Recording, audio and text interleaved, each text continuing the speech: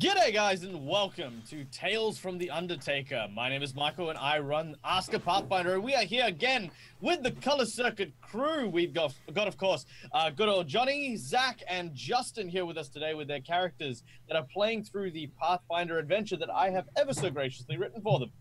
However, we are missing the ever-lovely Kendra, but with us instead is a very near and dear friend of mine, Josh, on camera from Mississippi, Massachusetts, something being with them. Michigan. Right there. All right. Yeah, so it started with an M. You know, I mean, how many places in America could start with an M? I mean, Why, that was a very specific and very quick answer to that question. All right, and of course, I am tuning in from good old sunny Australia, and yeah, we've got places that have M as well, and that'll be the letter for the day. So if you see like Kermit the Frog jumping across your screen saying "Hey ho," you know, then that's the letter of the day.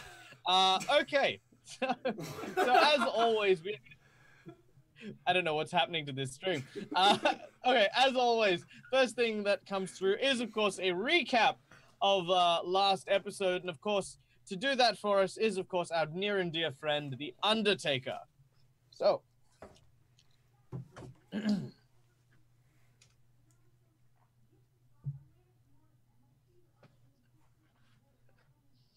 Greetings and salutations, and welcome once more.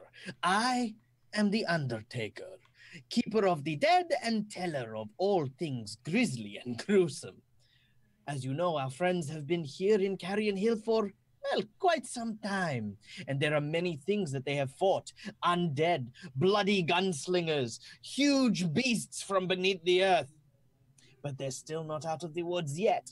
They may be hidden in an armored car powered by their friend and ally Pogo, the large Otyug. But nonetheless, this does not spell safety for them. The group, after having secured the armored vehicle, has made their way to try and recover Rosenvale and his survivors from beneath the streets. However, the Hakuva, a priestly undead creature, ambushed them, proving that, well, things may not be as they seem in Carrion Hill. Both Raylan and Geralt, both have been kidnapped and lay before the undead, about to be executed for their insolence in hindering whatever plan the necromancer, undead, or malicious force in charge seems to have. Will our allies be able to save their comrades? Will the whole town be saved by their heroic actions? Or is it time to put the sweepers under the rug? Let's find out. Okay. I don't like that Undertaker guy. Yeah. He seems like a jerk. So, Nah, man. to begin with, did you enjoy that? Yes. It's good. I'm doing the hair thing, but then I have to put it back, and that's like annoying. All right. So, you all right? Oh, I'm good. I'm great. All right. To begin with, you are beneath the streets of the just basically underneath where the city hall is. You have traveled down past the place where you left Rosenvale and the rest of the survivors. You have learnt from a survivor that you've bumped into, obviously Clara, that the survivors were chased and basically harried towards what is going to be a dead end further up ahead. Neville, who is one of the people you've come here to save, has taken Clara and has made his way towards the lighthouse, which is hopefully where you'll be heading once you evacuate Rosenvale and his survivors. Standing about 30 foot in front of you is, of course, the Hakuva and this priestly robes and his several of his undead minions. Both Geralt and Raylan on their knees with blades to their necks. And of course, 5 foot in front of you is the guardsman. I feel like it was Gary. Was it Gary? Grant, sorry. Yes. It was the guardsman Grant who had succumbed to the plague that ravaged his body and almost turned him into a member of the undead. as his blood still pools in front of you.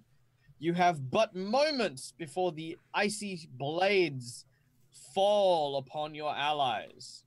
So, Darby, you are first up on the list here.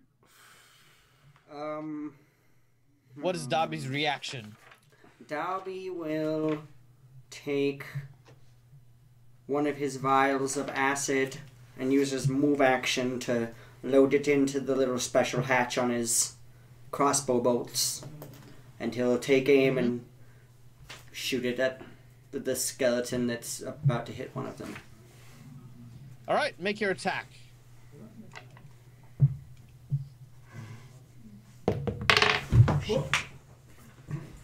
If you can't hit the table, you can't hit the skeleton. Yeah.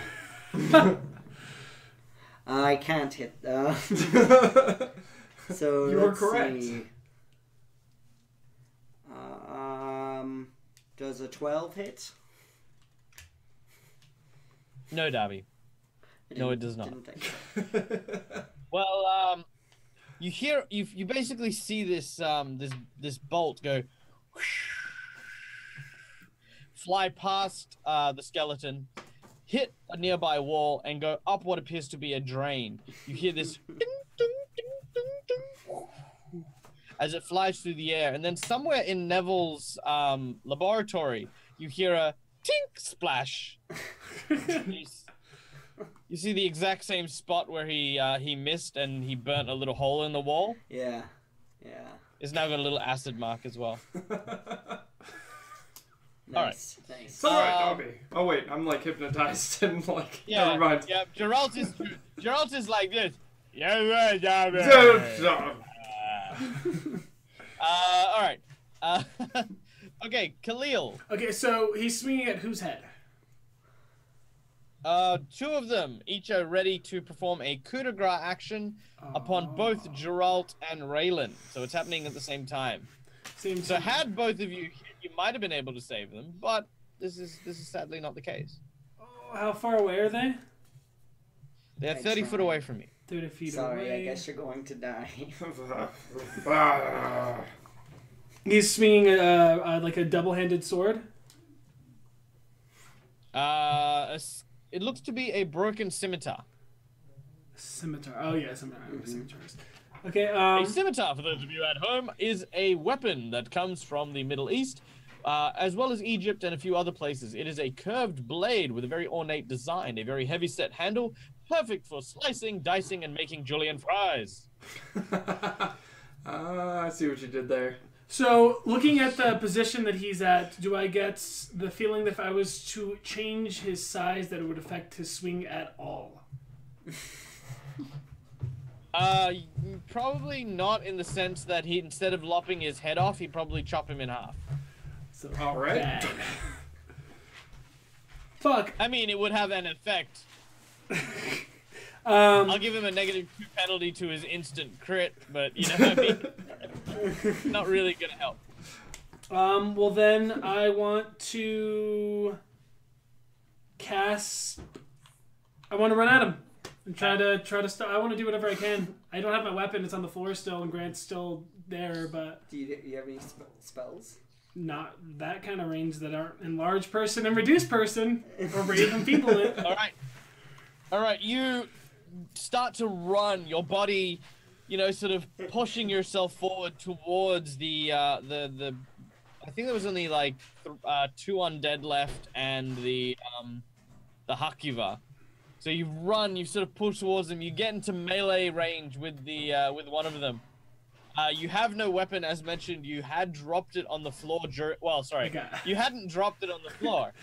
Do you want to tell the audience what happened, Zach? So, in a daring feat of courage and heroism, Khalil threw his weapon to the side and said, "Hey, I don't need a weapon to beat you, Grant. You used to be my friend. I'll use magic on you instead." That's not... But in reality, he got disarmed by Grant, and he tried to do the same thing, and it did not work. So he's currently unarmed. He Got made to look like I just a imagine you're going to hit him and he catches your sword. He goes to hit you with his sword. You try to catch it and it's just... That's exactly what happened.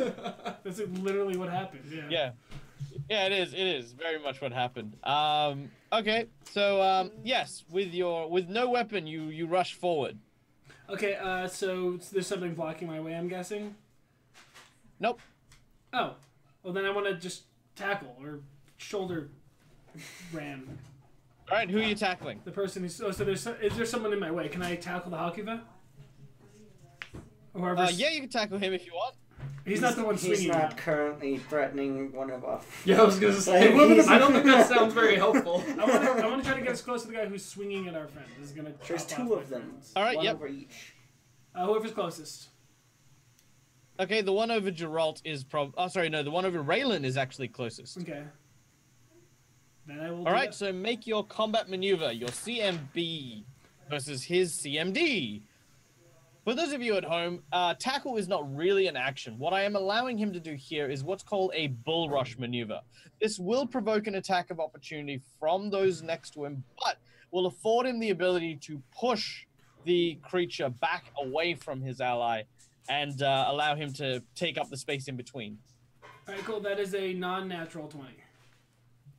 A non-natural 20 will most certainly knock this guy over as you rush in with your shoulders and wham! Land straight into the rib cages. They both swing at you. The one who gets hit in the chest has no idea what's hit him. It's basically just, flown backwards. And Raylan falls to the floor unconscious. The second being, of course, the one about to attack Geralt, is, however, able to hit you. And you take a grand total of 4 points of damage. Oh, that's not bad. As the blade sinks into your back.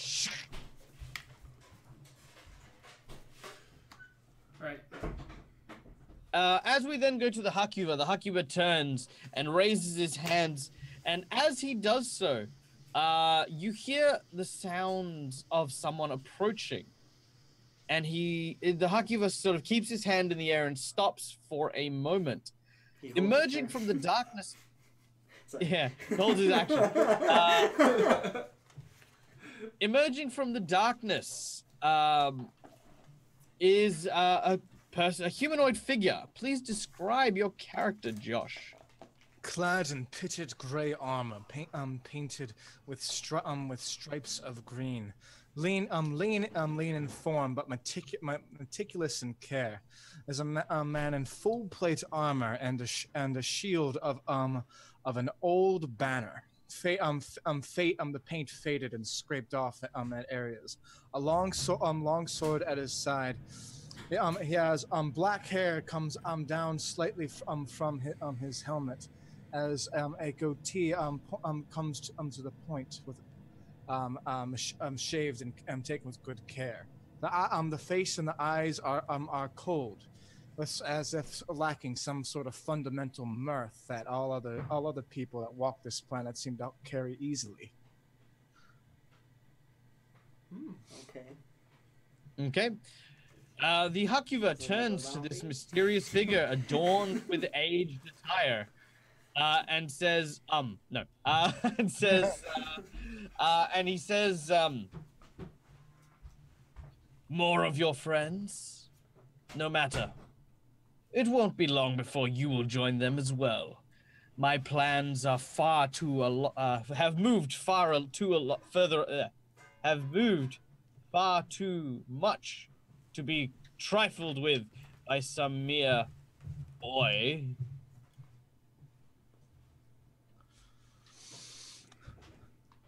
Then let's get to it then. All right. You can make me a reflex save, please. This, of course, is with Virana. All right. That is 18. 18. All right, you get to go first. So you are about, just to paint a picture, you have Darby and Grant's body on one side. You have the Hakuva. You have the two hostages. The two skeletons behind them Khalil, having pushed one of them, is sort of between one of the hostages and the skeleton, and you are behind them. So you're further on down the actual corridor here. All right, and this Hakuva, it looks like a priest, right? The Hakiva wears the adornments of a priest of Pharasma. His face is skullified, with barely any kind of recognizable marks. However, you do have some recollection of the attire. Being a local yourself, you obviously are aware that there is a Church of Pharasma on Elm Street, and that this is definitely kind of the sort of stuff you imagine the clergy would be wearing. Got it. And he comes in with the and sees this priest, and it gets a profoundly disgusted look on his face. How could you possibly have made everything this much worse with your incompetence? And he says, "Back to the grave with you." And light shines from his hands as he smites this priest. With this for a swift action, I believe. Give me a moment. Can you roll me a sense motive? Got it. 14 plus 15. 15. Okay, with a 15, while you are aware that obviously this priest is clearly the leader or the man in charge, you're also aware that the two hostages are at least one hostage is in imminent peril. Oh yeah, that doesn't. I still want to do that because I get a bonus. Because I get bonus protection from him, right? Yes, you'll get an AC bonus equal to your charisma based on attacks from them. Yep. So I'm gonna run right past him, and I'm going to with my longsword. I'm gonna try to hack the head off of one of the skeletons that's attempting to kill one of these hostages. Okay. Above the halfling, one skeleton has his very large scimitar ready to swing down as you swing through and attack him with your own sword. All right, 17. All right, a 17 will most certainly hit. Roll your damage.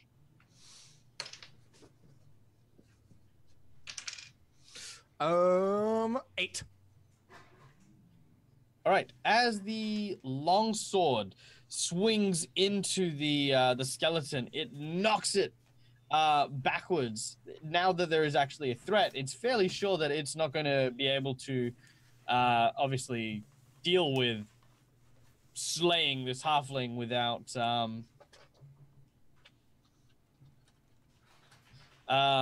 actually sacrificing its own life. Thus, it turns its attention to you. Taking a swing,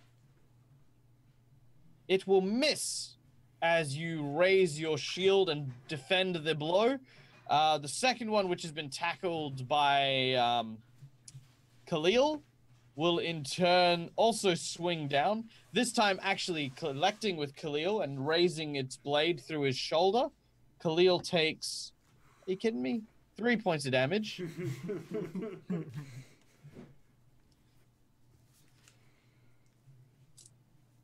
The Hakuva says, "Filthy creature of the light, I will make short work of you," and moves over to touch this newfound individual. What is your touch AC, by the way? Touch AC with my Actually, give me your AC, your touch AC, and your flat-footed AC. Okay. AC is 24. Touch is 11. Flat-footed is 21, and currently I have +4 to my AC from the smite. Yeah. Cool. Thank you. Okay, so that is... Yep.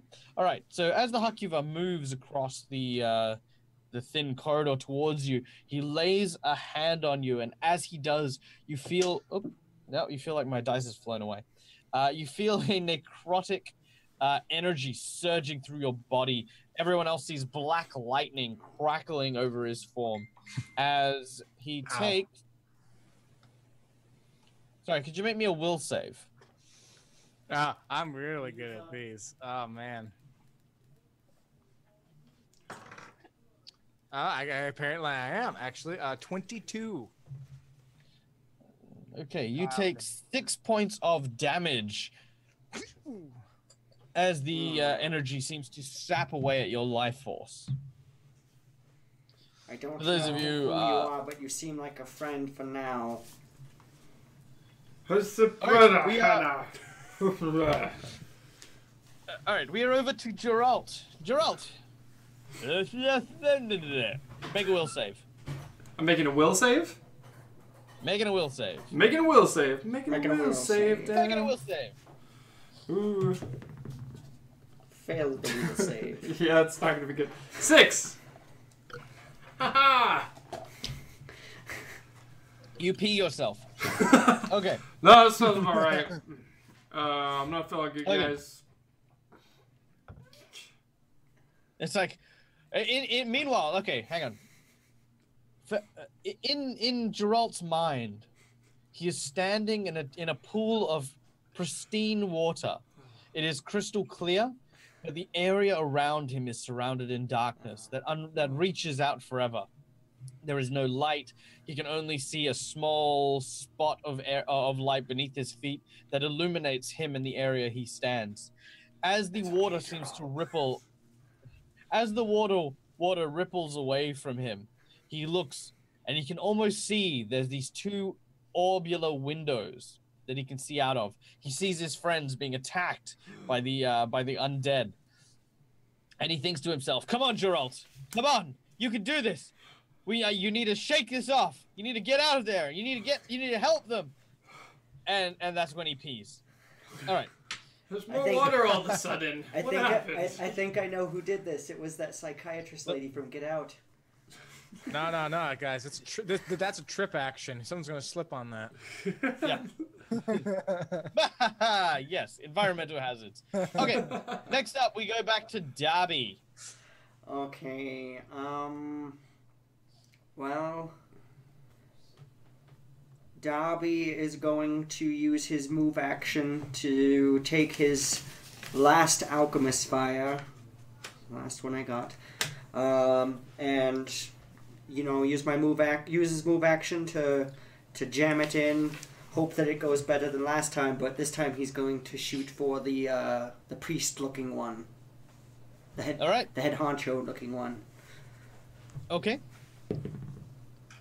Better. Darby got a 23. Okay, with a 23, that will definitely hit. As the crossbow strikes at him, a splash of flame engulfs the priestly robes. Deal your damage, please. Oh, and take away 5 damage from your physical damage. Sorry? Take 5 points of damage off your physical damage. That's the dice you roll for your crossbow. Okay, even though it's magic now? Mm-hmm. Okay.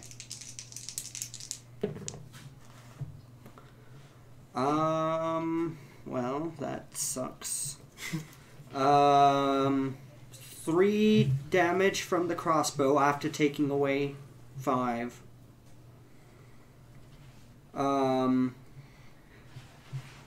Did we... I forget.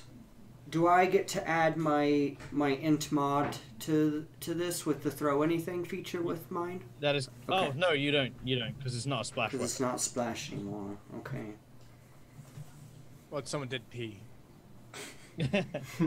Splash weapon. Kind of splash weapon. Okay, so he takes 4 damage total, one of which is fire.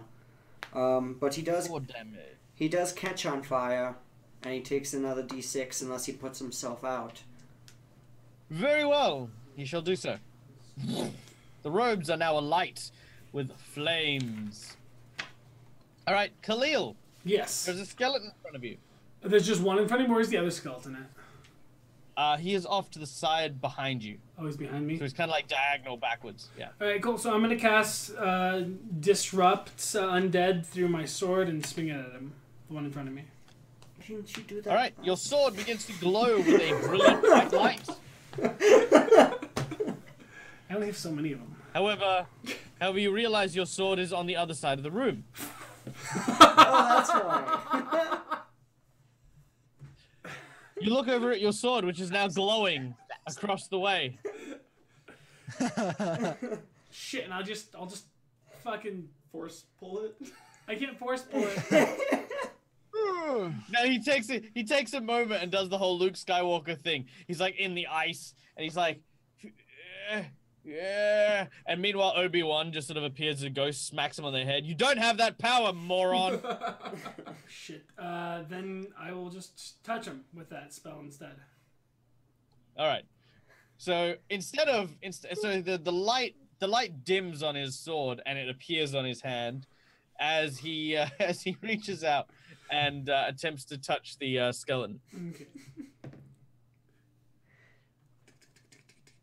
Touch attack. The bonus for touch attack is just the base attack bonus. Correct. So plus your strength. oh, it is plus my strength as well. So this that's like 15. 15. All right, that'll hit. Roll your damage. Oh. 5.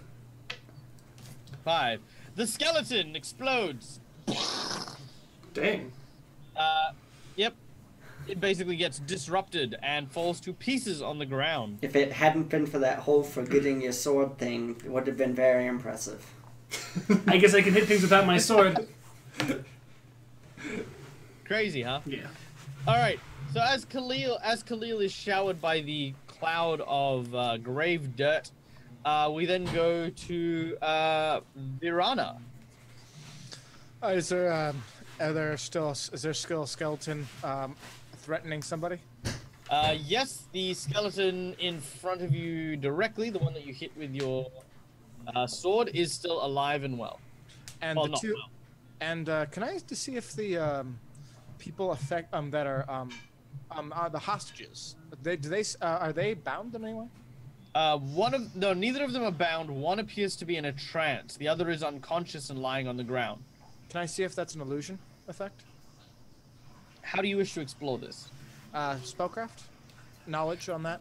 No, I mean specifically how you observe. Are you looking at observations? Are you poking it with a stick? Are you? I'll extend my divine senses and coupled with my study to see if my lay on hands can alleviate this. That I chose to change another saving throw for my mercy. Okay. You look over and you sort of jab the guy in front of you with your foot. The halfling sort of shudders. Yeah, he seems pretty real. You're not sure if it'll work, but you know, hell, it's worth a shot. He looks at the rest of these undead creatures with utter contempt, and as if to say, "You are not my biggest issue right now." Just kind of raises his shield, puts his hand down, and he's going to attempt to use his mercy on this person.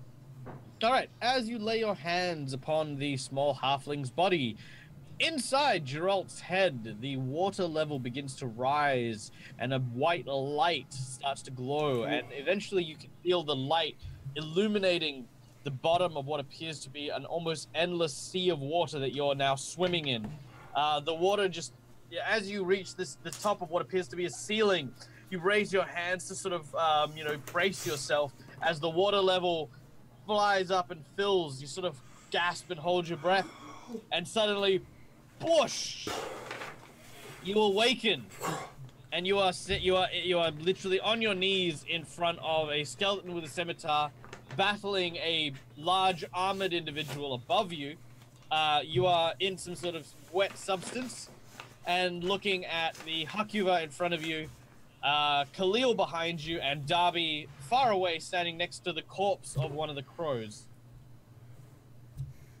Geralt, are you okay? What exactly is going on? Fight. We're fighting. Oh, I guess that's all I need to know. Punch that thing. Or, All right, no, Geralt. Gladly. or I guess pick up a stick and hit it. Whatever. Oh, I'm gonna punch the living daylights out of it. Just raised eyebrows at that banter. Nothing more. All right, Geralt. Yep. All right. Yeah, I'm going to use Brawler's Fury on this undead behind me. All right. Without standing up, while staying firmly on his knees, Geralt pivots. I aim squarely at his shins. Yeah, and unleashes a flurry of devastating blows upon the kneecaps of evil. He already hit the kneecaps. Also, guys, do let me know if there is any people on Twitch talking, doing stuff, etc., etc., etc., the usual things. For those of you, if you are watching Twitch, welcome. I hope you're enjoying the show. We do have a few little things that we do during the show for you guys. So if you are there, give us a shout out, say hi, feel free to chat, and at random points, I'll be calling for plot twists for you guys if you are engaging with us. So like like it's a 1 to 51 number, and a random thing happens to the group, and you guys determine what that is. So yeah, feel free to chat, keep up, etc. All right, so what do we get? For my first attack, I got 17, and for the second one, I got 5. Well, the first one definitely hits. The second one, on the other hand, you decide that you want to go for a crotch shot on a skeleton.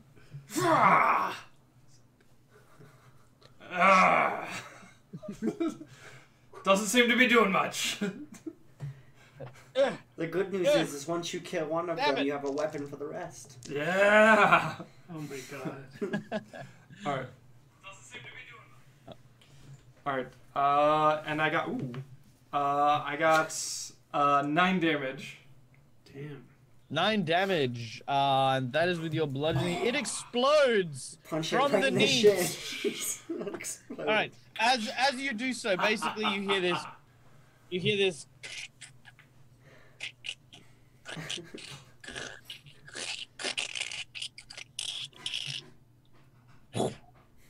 As it basically turns to powder. Damn right. Like, I knew that was gonna happen. Well, now you can't use a weapon from it.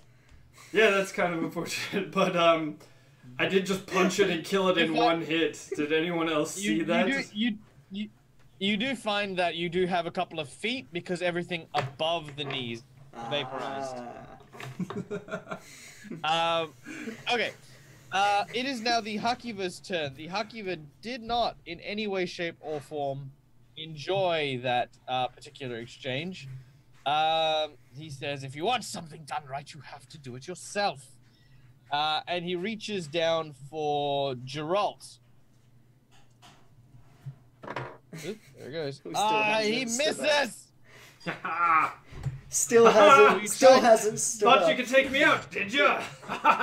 So he reaches down with his hand, that black crackling energy flowing over his arms, and you just sort of roll, like commando roll out the way as he completely misses. Most people fighting while sitting down is not a good idea, but it's working, so... Actually, fun history fact, there is actually several forms of Bushido, the swordsman art, that involve fighting from a seated stance. Very cool. Real good. All right, so...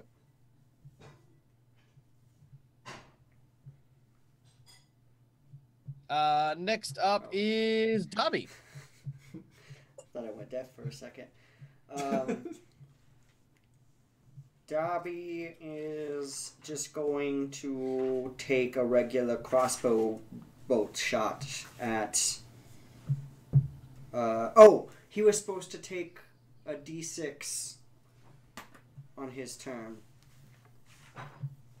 Because I lit him on fire. Oh, yes, that's right. Yep, that's right. 1. Okay. Alright, well, then I'll just shoot him with a crossbow. 22. 22 will hit as the crossbow flies through the air and strikes He takes 5. and passes straight through his body. Great. The arrow comes out the other side. Geralt, roll a reflex save. Oh, jeez. Actually, I don't think my reflex is too bad. Oh, no. 10. You sort of, as you tumble and roll, you're pretty filled with confidence. Suddenly, this arrow just goes. What the hell was that, Tommy? What was what? I just shot it. Okay. Next up, we go to Khalil. I want to get up to him, and I don't have my sword. How far away is my sword? 30 foot back where you came. So I'd have to... Yeah, you have to run past him. He'd get an attack of opportunity, right? It would. It's okay. I'll walk up and I'll touch him with Disrupt Undead. Alright, you walk up to him with this look in your eye, this defiant look. Your body puffed out, your hand glowing with like this white light, whereas his hand is glowing with this black energy. Bring it on. I'm gonna do this in a cinematic way. As you reach out to touch him, he reaches out to touch you, and both hands collide. That's a bad touch. Rasengan Hidori style. Alright, Man. roll your attack. A throwback. That is a 20. Not natural. Bad touch. Okay, you both strike. Roll your damage. This is the worst high five ever. 1. Oh! Alright, as you do so, I swear to God, by the way, you have like the worst luck in the world. So as you reach forward, deal 1 point of damage to him, he reaches forward to you and deals 12 points of damage to you. Now, you can choose to not deal 1 point of damage to him and instead reduce that damage by 1. I'll just take it, the full amount. What are you at? And as Khalil and the skeleton clash in this dark versus light kind of thing, Khalil falls over. Oh, God. Oh.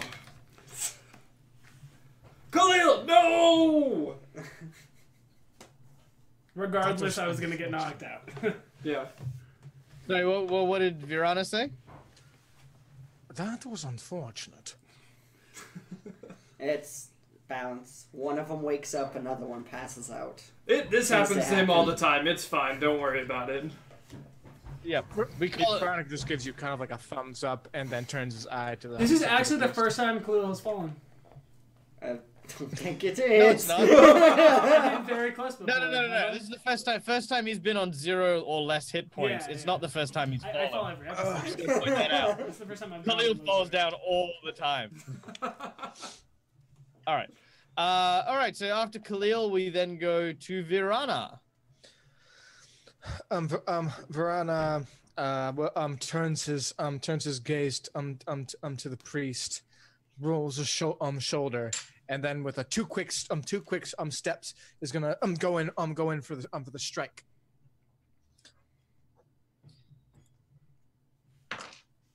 That's okay. That'll be 21. 21 will definitely strike. Alrighty, and this will do 8 plus 6 damage. 14. 14. 14. All right. So with a 14, you okay. That's pretty hefty. Large swats, because you ignore his DR as well, don't you? Yeah.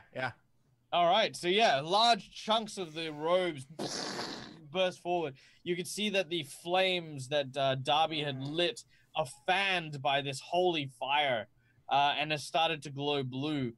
The priest turns to him and says, "You will not stop me. Nothing can stop what is about to come.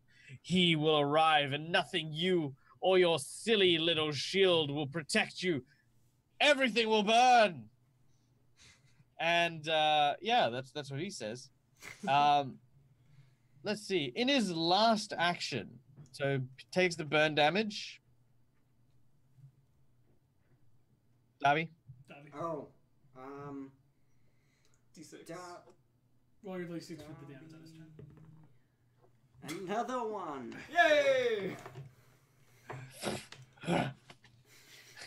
All right. As he gets to it, he reaches into his cloak and seems to basically cast a spell. And as he does so, he sort of inhales this pink mist. And that is all he does. Inhales a pink mist. He does. Well, okay, for a creature that has no lungs, yes, he inhales a pink mist, okay? We don't get technical. There is suspension of disbelief, Darby. No, I was just asking to make sure that that's what he did. Oh, okay. I thought you were sassing me, boy. No. I won't have sass in this house. I will turn this RPG around. You're like, wait, what the hell just happened? Okay, Darby, it's your turn. Well, I just saw him inhale, so maybe the sneezing powder will work. No. Yes, but he doesn't have a nose. Darby is going. Nothing is working. He's gonna have reach around with his tail and pull out a small bottle that's got like a light zipping around inside of it, and he's gonna point it at a thing and open it, and it's gonna shoot out its bottle lightning. Ooh. Oh, okay. Yeah, well, very well. A small crackle of lightning flies from this bottle straight at this dude. It's still a touch attack, so 15 versus touch AC. 15 versus touch AC will touch. Bad touch, but yes. Yay. Also, Baja Blasts it lit said 29. Baja Blast is lit. Oh, okay. Well, we've got a plot twist card in play. We're not going to play it just yet, but after this fight, that is definitely what we're going to be doing. We will be calling it out, so do not fret. That will definitely happen. But thank you for letting us know that you are in chat, because again, I'm not privileged enough to actually be able to watch the Twitch stream. Just say hi, chat. He's just our DM. Criticize. Yeah, I know, right? Who am I? Right, I didn't load this up into my crossbow, so this still counts as a splash weapon. Yep, so you gotta add your intelligence to it. So it takes 8. 8 points of damage. Alright, with 8 points of damage, this thing collapses as the lightning bursts through its body. You can see it start to glow. Light just starts to crackle in its mouth. Smoke seems to lift from its body, and as he convulses and falls to the ground, everyone make a reflex save. Uh-oh. I automatically fail, right? You need to chill out. Oh, damn it. Oh, no, you do get a reflex. Okay. I got a nat 1. Oh, no! Reflex, Darby got a 17. Or Gerald's got a nat 1, I should say. Khalil 17 as well. Khalil got an 18. Show off. Okay. So was that a natural one for Gerald? Yeah. I was got the problem was that I was so excited that I started running towards him to totally do some punches. Well, no. Well, technically, you're still on your knees. You tried to stand up and you slipped in something. Huh. All right. What could have possibly been? Yeah, I was going on my knees towards him like this. All right. So everyone takes 2 points of damage, while Geralt takes 4. Oh man. What type of damage? This is piercing damage. What does that just count as a just like shrapnel save for me? Yeah, it's the shrapnel from the bones and stuff like that. What was that? Sorry. I don't know. Does Pathfinder have the 3 save fail things? Does it have that same 3 versus 3? Okay. No. All right. Allow me to explain death in Pathfinder. So death you can actually hit negative hit points once you hit 0. Okay. Once you reach a score equal to negative whatever your constitution score is, you are dead to rights. Okay. So do I? So what do you want? So I'm at. What's your total at the moment? Well, that would be. I'm adding that to that, so that's -2. So you're -2 at the moment. Mm. So if we add a -2, you don't have much to worry about at this point in time. Assuming your con is not 2. No, my con is 10. So yeah, when you hit 10, that's when you're dead. All right, everyone can make me a fortitude save. I'm real good at these. Yay. Darby got a 23. Oh, come on. Is the paladin immune to disease? I am immune to disease. Then you do not need to worry about this. And Darby is fine. 8 for Geralt. Oh, Geralt. 2 for Khalil. All right. That's You both make me sad. All right, well, both of you are the proud owners of... actually, you know what? I'm going to roll on this. So, actually, no, I'm going to get the audience to roll on this. Audience, Oh. I would like the audience, whoever says this first, I need you guys to pick a number between 1, 2, 3, 4. 1 and 4. No, 1 and 6. 1 and 6. Pick a number between 1 and 6. What number will it be?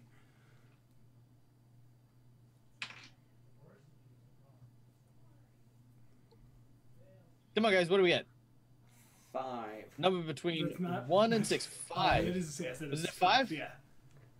It's a 5. All right. With a 5. Sweet Jesus. All right. With a 5.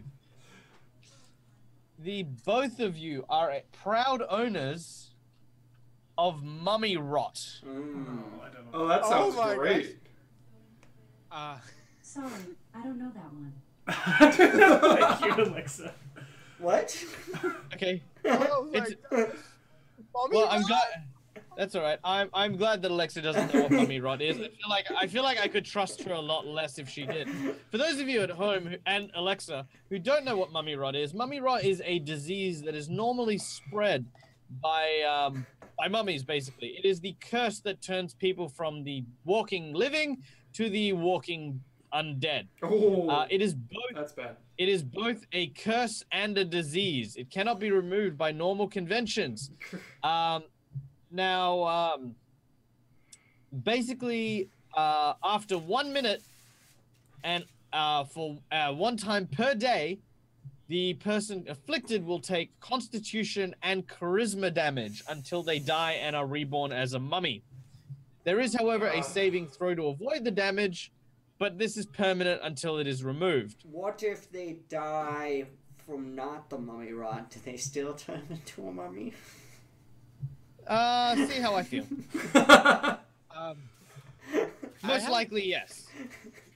I have 2 potions of cure disease and cure plague. That doesn't cover mummy rot. If you got, right? all right. Well, let's start. Well, okay. Well, once the dust cloud of poisonous death settles, you can talk to each other and maybe introduce yourselves to this new stranger who has appeared out of completely nowhere. Well, that was very interesting. I'm glad you're okay. My name is Veranda. It's a pleasure to meet you. I'm still unconscious, correct? Yes, you are.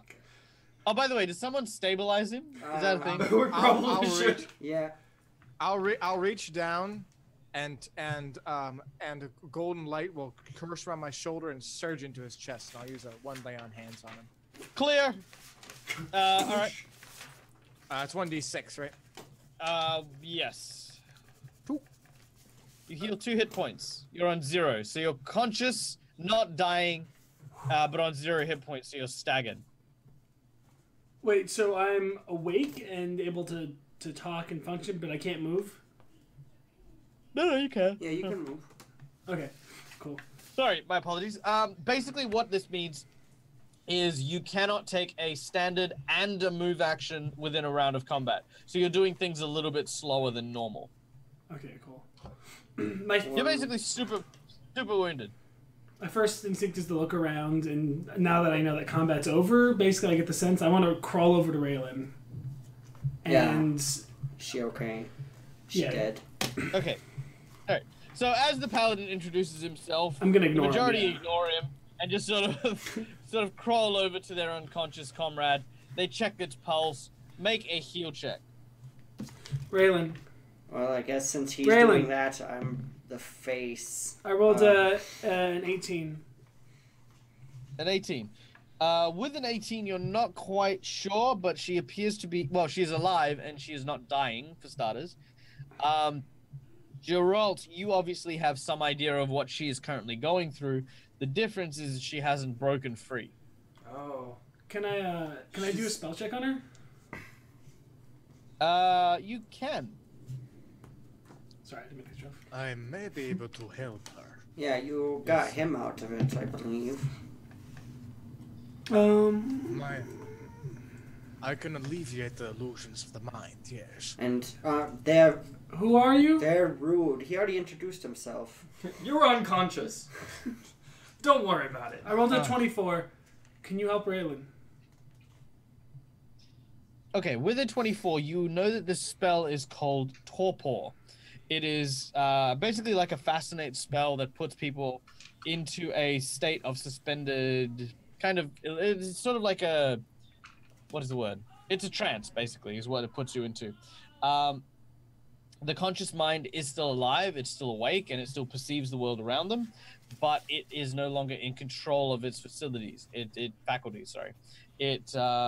You basically at this point, you kind of get the impression that maybe her mentality or whatever psyche is in there is possibly unconscious as well, which is why she's gotten into being non-responsive. Okay. What do I know how to help people out of Nothing to do with the fact that the player's not here. this? Yay! Yay! We need to get her But somewhere carry safe. on. So, are we like aware that they just caught Mummy Rot? Are they aware that they just caught Mummy Rot? They are very unaware that they have caught Mummy Rot. Okay. Do we feel any? Do Geralt and Cleo feel anything? Do we feel like kind of like feel a little strange? Ask me again in a minute. Yeah, we'll get to that. Charlie, where did that monster go? Did we kill him? He's dead, right? Yes. Oh yeah, we definitely. I opened killed up him. my bottle and he exploded. That's a very good summation of what happened. I appreciate your help, friend. Yes, thank you very much. We need to get to all the other people. Yes, we're trying to save the town. Do you want to save the town? I was combating some of the undead actually myself. However, my horse Pendleton has run away, and which led me here. I think our goals are the same. Are you one of the I would crows? be on- I mean, No. he's not covered in feathers. They all wear feathers? They'll- Okay. Please ignore him. No, I was trying to be the asshole. So. No, I don't actually know. My Well, I'm glad great you're grand- taking turns. Yes, everyone gets a chance. He kind of hefts his cold. He sheathes his cold steel sword and then kind of rights his armor. No, I do not have any authority here, unfortunately. No. All of my power is self-imposed. That's the best kind of power there is. I can live with that. Alright. Finding camaraderie in your newfound friend. So we know we're not going to be able to Here- stop, right? We're in a Pardon? hurry still. Yeah. Yeah, we need to get... Yes, at least you were until you hear a voice. Lirana? And a woman appears from the shadows amongst a crowd of survivors that seem to be, sort of walking out of the darkness. You look over at the individual. It looks very familiar. It, in fact, looks like your mother. Mama. Miranda, where have you been? You stupid boy!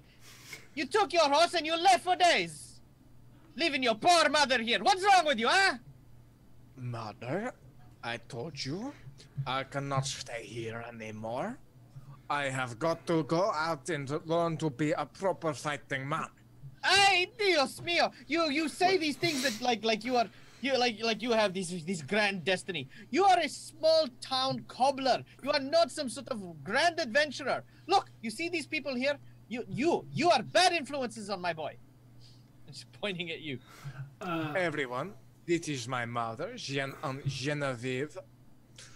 Hi. Please call me Mama. Hello. Okay, Mama. I mean, in all due respect, we did just meet this man. I don't think we can be any kind of influence on him. He's At this point in time, you feel a short, sharp slipper find purchase in the back of your net. Shut up in your face! Okay, no, that's fair. By the That's way- fair. By the way, this is the mangling of at least 5 different nonnas, and I'm doing this intentionally, not because I don't understand each of these cultures, but that I want to reach as many cultures as I can to understand, because we all have this nonna, we all do. All right, so she turns around and she says, she actually grabs hold of Khalil, and she says, You look like a good boy. You are skinny. Here, have a sandwich. She gives you a cannoli, and she says, "Listen, I was left in charge. The man with no arms. You've seen Helsing? Rosenvale? What? You've seen him? Yes. See. He has gone to the lighthouse. He has gone to the lighthouse. By himself? No, he is with what's her name? Clara, yes. Oh. He slipped out. We have a transportation. Can you guys follow us? Yes. Please help us and help my poor boy. And she sort of goes over to you and sort of gives Verana a big hug. He wears his grandfather's armor. It's no good. He's just a shy little boy. Well, he saved our lives, so. Yes, we definitely What? owe him a debt of Who gratitude. saved their lives? Well, his life. And probably all of yours as well. Leave the way we came in, correct? Darby's gonna chug one of the healing potions and hand one to Khalil Thank you, before Dobby. continuing. Okay. Yep. You repair yourself. Meanwhile, there is a soft conversation.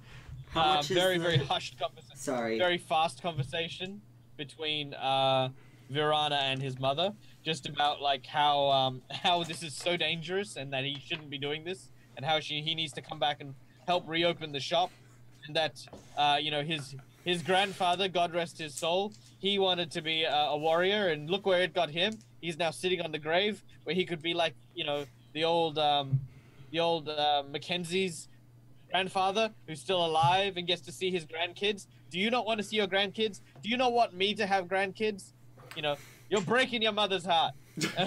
Is he gonna steal his grandfather's guitar and then we're gonna go to the Land of the Dead? That's exactly what's gonna happen. Where do you think he got the horse from? Are we playing? By the way, How much is the cure moderate wounds again? I'm Are sorry. they moderate? Okay. I think it was 2d8. Kill moderate is 2d8 plus 5, I believe. Nice. Yeah, nice and tall. Not for me. Jesus. Not great. Not great. Oh, that's pretty good though. Yeah. That's good. All right. Well, Nana returns to the crowd, and they follow you. They follow you to through the streets towards the Pogo, where he's waiting. Pogo sits there. This This is giant, Pogo. massive, tentacled monster. Yeah, see, we all know Pogo. Everyone knows Pogo, and everyone actually goes over and gives him a pat. So, what is he? Pogo is an Otyug. Pogo is an Otyugh that lives in the sewers. He cleans up the garbage, and he is basically a domesticated house Otyugh. Okay. Many people around town know him, and they have a lot of fun with him because they basically go to sewer grates and stuff and just throw garbage in, and he just sort of sits there like a dog. That's awesome. So I say, and he is currently. go ahead. Oh, sorry. Yep. I was gonna say he is currently strapped to what appears to be a massive armored vehicle. Everyone seems to manage to get aboard relatively easy without any particular problems. I saved the cannoli that she gave me, and I kind of just throw it at Pogo as like a treat for behaving and pet him. Okay. He sort of and licks Darby. Make a forward save. Ongoing gags work well in threes.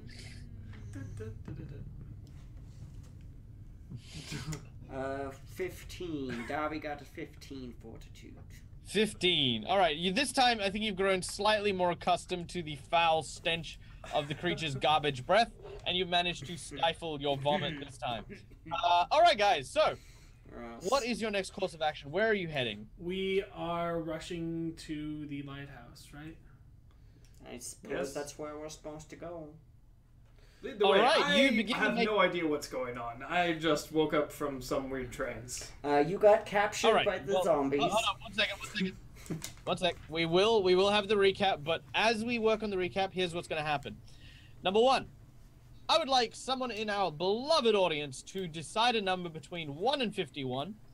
Number two, the wagon is going to be on its way towards the lighthouse. Also, the large hordes of undead. As the group is barreling through the streets, obviously Pogo is eating the undead as they go. You guys do have a chance to stop and catch up, both Virana and Geralt, on what has happened as of late. Okay. So, oh yeah, So please do so. please do so. So, non-carried. While you were gone, we fought the bloody skeleton with no arm, just the one that Pogo kind of protects us from. Mm-hmm. We fought him in the church. That was the one that appeared after the priest took Raylan, correct? No, we were fighting the priest.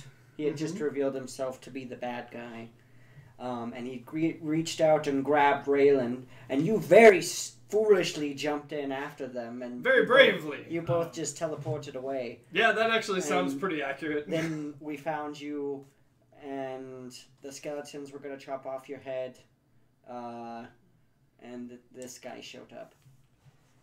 Oh. All right. Vorana. Yes. Oh, we got 40 by 3 different people. Oh, and you you missed a guy named Grant who is dead now.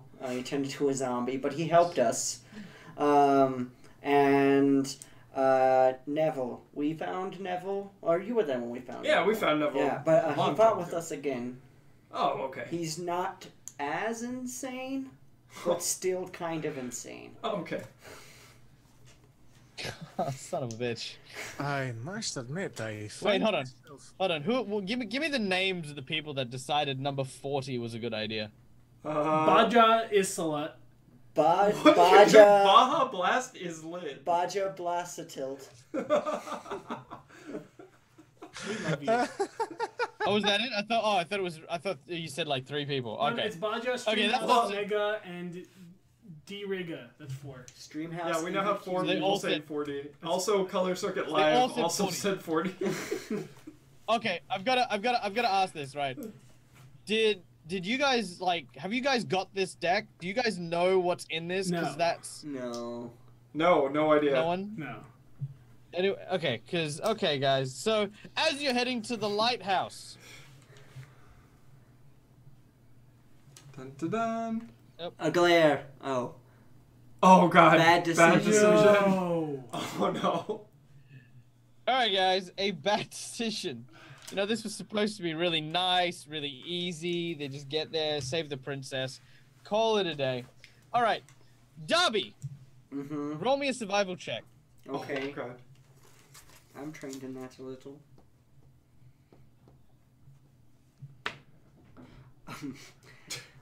Darby got an 8. On his Excellent. survival check. Excellent. This makes me happy. So as you're going through the streets, Darby pipes up and says, "I know a shortcut," and he points down in a direction. Cleo goes, "Okay," and takes the shortcut. As you go down the street, you quite literally bump into what appears to be a huge human being. Well, I say human being. He's not a human being. A huge skeleton of a humanoid person riding atop an immense armored skeletal horse.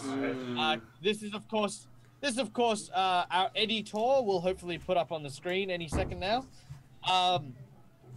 This giant individual wears the raiments of Carrion Hill and Ustalav as if he were a soldier from way back in the past. He also has his family heraldry, which looks incredibly similar to the heraldry on Virana's shield. Sacrilege. In addition, the horse bears the marks of the god Aradin. So it looks as though this individual, whoever it was, fought in Aradin's army against, probably against forces like the Whispering Tyrant and stuff like that. Okay. And as it sees the group, basically you've veered around the corner. Pogo charges, because he's running so fast, charging straight towards this individual. What do you do? Grandpa? Right, Grandpa. Well, while you're charging towards what is effectively your great grandfather, as Pogo gets closer, he raises his hand. Pogo rolls me a will save. Shit. Pogo does not roll me a will save. Uh-oh. All right. He knows Pogo's command words. Uh-oh. He does not. He doesn't say anything. And Pogo, however, stops in his tracks. Everyone lurches forward. Make a reflex save. 15 for Geralt. Darby got a 22. Cleo got a 17. 9. Okay. Because all of you are outside of the wagon, you are all bucked from the wagon and land on the street in front of Pogo. Darby and Khalil, you land on your feet. The rest of you do not. Pogo then turns and bolts. Pogo, stop! No, that's not gonna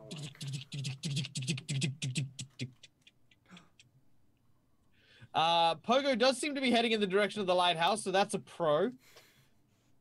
But there is now this giant knight in an alleyway. Well, not an alleyway. He's in a street. See, he's I in a told you street guys. with you. Okay. This is a problem. I told you guys, I found a shortcut to the action. Ah, I like it. Let's get to this. That's very true. All right, so thank you very much to our audience for this, because this is the final boss battle being triggered, because that is the only other encounter that I have in this bit. I guess we need to choose. There was this whole drama thing. There was supposed to be this whole, siege kind of thing going on. But no, you know what? Let's fight this guy. All right. So as he looks at you, he notices. He basically seems to be sizing you up. Like his eyes look with a very cold and calculating intelligence. And he sees the heraldry on Virana's shield. And he says, "My name is Leonard Carpenter. I fought on the side of the light so many years ago. The restless dead of Ustalav stirs, and I will command them."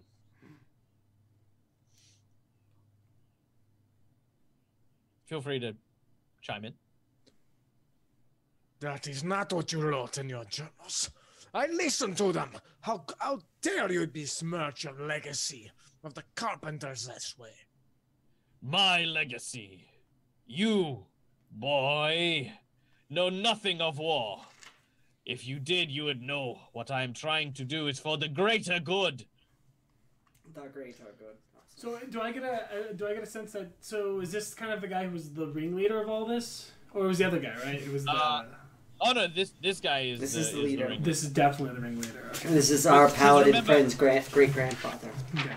Because remember before the priest had actually mentioned that he was trying to Yes. overthrow. I have Leonard Carpenter written down. I don't know why, but I do. But his name is there. Well, then this is why. All right. So far, he hasn't moved to attack you yet. What the hell is so great about you? You said it's for the greater good. I don't believe that for a moment. I bet it is contempt. What was the point of all this? You hear that? He holds you in contempt. Thank you, Dobby. I think this is enough talking. I think we just need to beat the crap out of this Let's big end this. skeleton. We're going to die. You can roll me a knowledge religion while I explain this.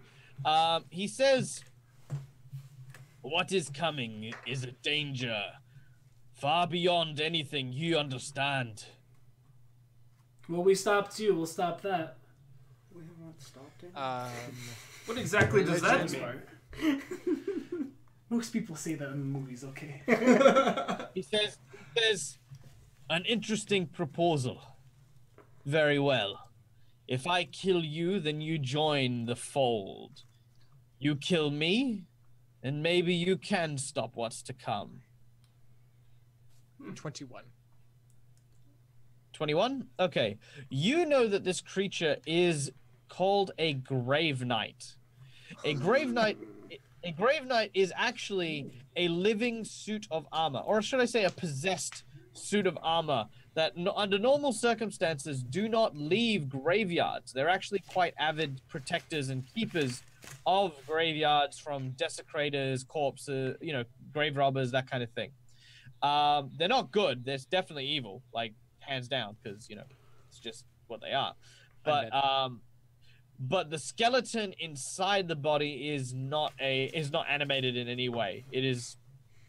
It's like the skeleton is just ornamental, if anything. The armor is the actual creature. The skeleton inside is not undead. It is the armor. It is possessed. Okay. Well, all right then. Possessed. All right. Any other quips you wish to exchange before we get into the battle? Enough talking. Let's let our fists do the fighting. The talking. Very well Stop. said, Dobby. That's your roll. I see you like to chew. Perhaps you would like to chew on my fist. You like to talk a lot. All right. Let's fix that. Face the light. All right. Cool. Roll initiative. You just need to carry around a mug of beer so you can chug it and then use it as a weapon. Khalil rolled a very hefty 4. Oh, Okay. rolled a So, 1. hold on. So 3. Darby got a 19. But And also Verona? has nothing 9. to do. I am spent. I see. Well, Jesus. Although I'm That's what I'm I'm real Thanks charged to the up. sneezing powder, might Give it a shot. All right. So could I get someone in the audience to basically roll or determine a number between 1 and 12 for me, please? As we go straight into initiative, which begins, of course, with Mr. Carpenter. He raises his hand first and foremost. And as he does, everyone needs to make me a will save versus fear. I have Now bear in mind, everyone currently receives a -2 at the very minimum because everyone should be spooked, scared, or above. Which, yes, your immunity, by the way, will only reduce your penalty not make you immune to fear, so you'll still need to make a will save. Oh no, I have an aura of Oh, aura of bravery. yeah. All right, so what's that do? It gives you a +4 bonus. Yeah. Everyone gets a +4 bonus. Oh, nice. Okay. All right, so rather than a -2, you'd have a +2, basically, for everyone. Oh, for everyone. All right. Nice. So I got a 19 in that case. Or Gerald's got a 19, sorry. Darby got a 16. Khalil got a 20. Yep. 19. Are you all fine? I'd also You like hold to- out against. I'd also like to spell check whatever he casted. He didn't cast anything. Oh, This okay. is he hasn't actually Okay. done anything. just But has you his can name. identify. But not my fault. sorry. Sorry. Keep forgetting the name. Virana can also identify that apart from being a Grave Knight, this ability indicates that he is something else as well. He is in fact also a Death Knight. Ooh. He's a death knight. Be careful. This is an aura of fear. I can counteract it, but only if you stay close to me. Basically, yeah. Okay. All right. Let's see. Who does he want to kill first? Blah, blah, blah, blah, blah. 2 guesses, the first don't count. Okay. Let's start with... He draws his weapon. You hear a large clang crashing into the ground as a massive flail lands. This flail looks to be a lantern of some kind, with the symbol of Aridin etched into the actual bullseye. So it actually looks like the light comes out of the eye of Aridin. The weight of it is so immense that the actual, when he pulls it out, he hasn't hit anyone with it, but it has cracked the stone beneath it. You can see that. You see that as he focuses his energy, the runes start to appear on all of the armor and travel. This light travels down the runes, down his arm, and the lantern ignites and glows bright green. That's cool. Okay. That's all. That's all he does for this round. Also, you can see that on the horse, FYI, just so you know, is also what appears to be a glaive, but he hasn't seemed to have reached for it yet. Is he off the horse? Yeah, he's just mounted, right? He is. Okay. Yeah, he is off the horse. Next up is Darby. All right. So Darby is going to pull out of his pack. He's going to grab one of the tar bombs and just chunk it at the armor. Crack Okay. it like he saw Neville do the times that Neville used it, because that's where he got them from. Where I got them from. Yep, make your attack action. Touch attack.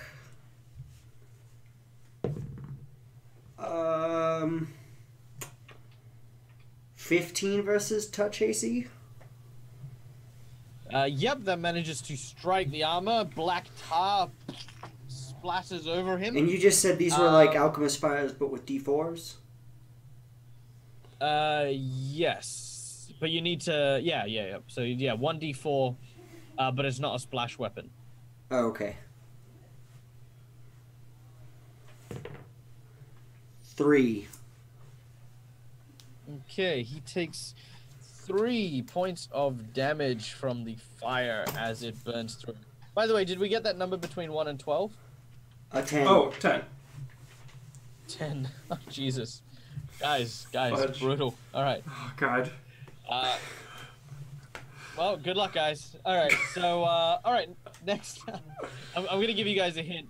10 rounds is when help arrives. Oh, God. But good luck, guys.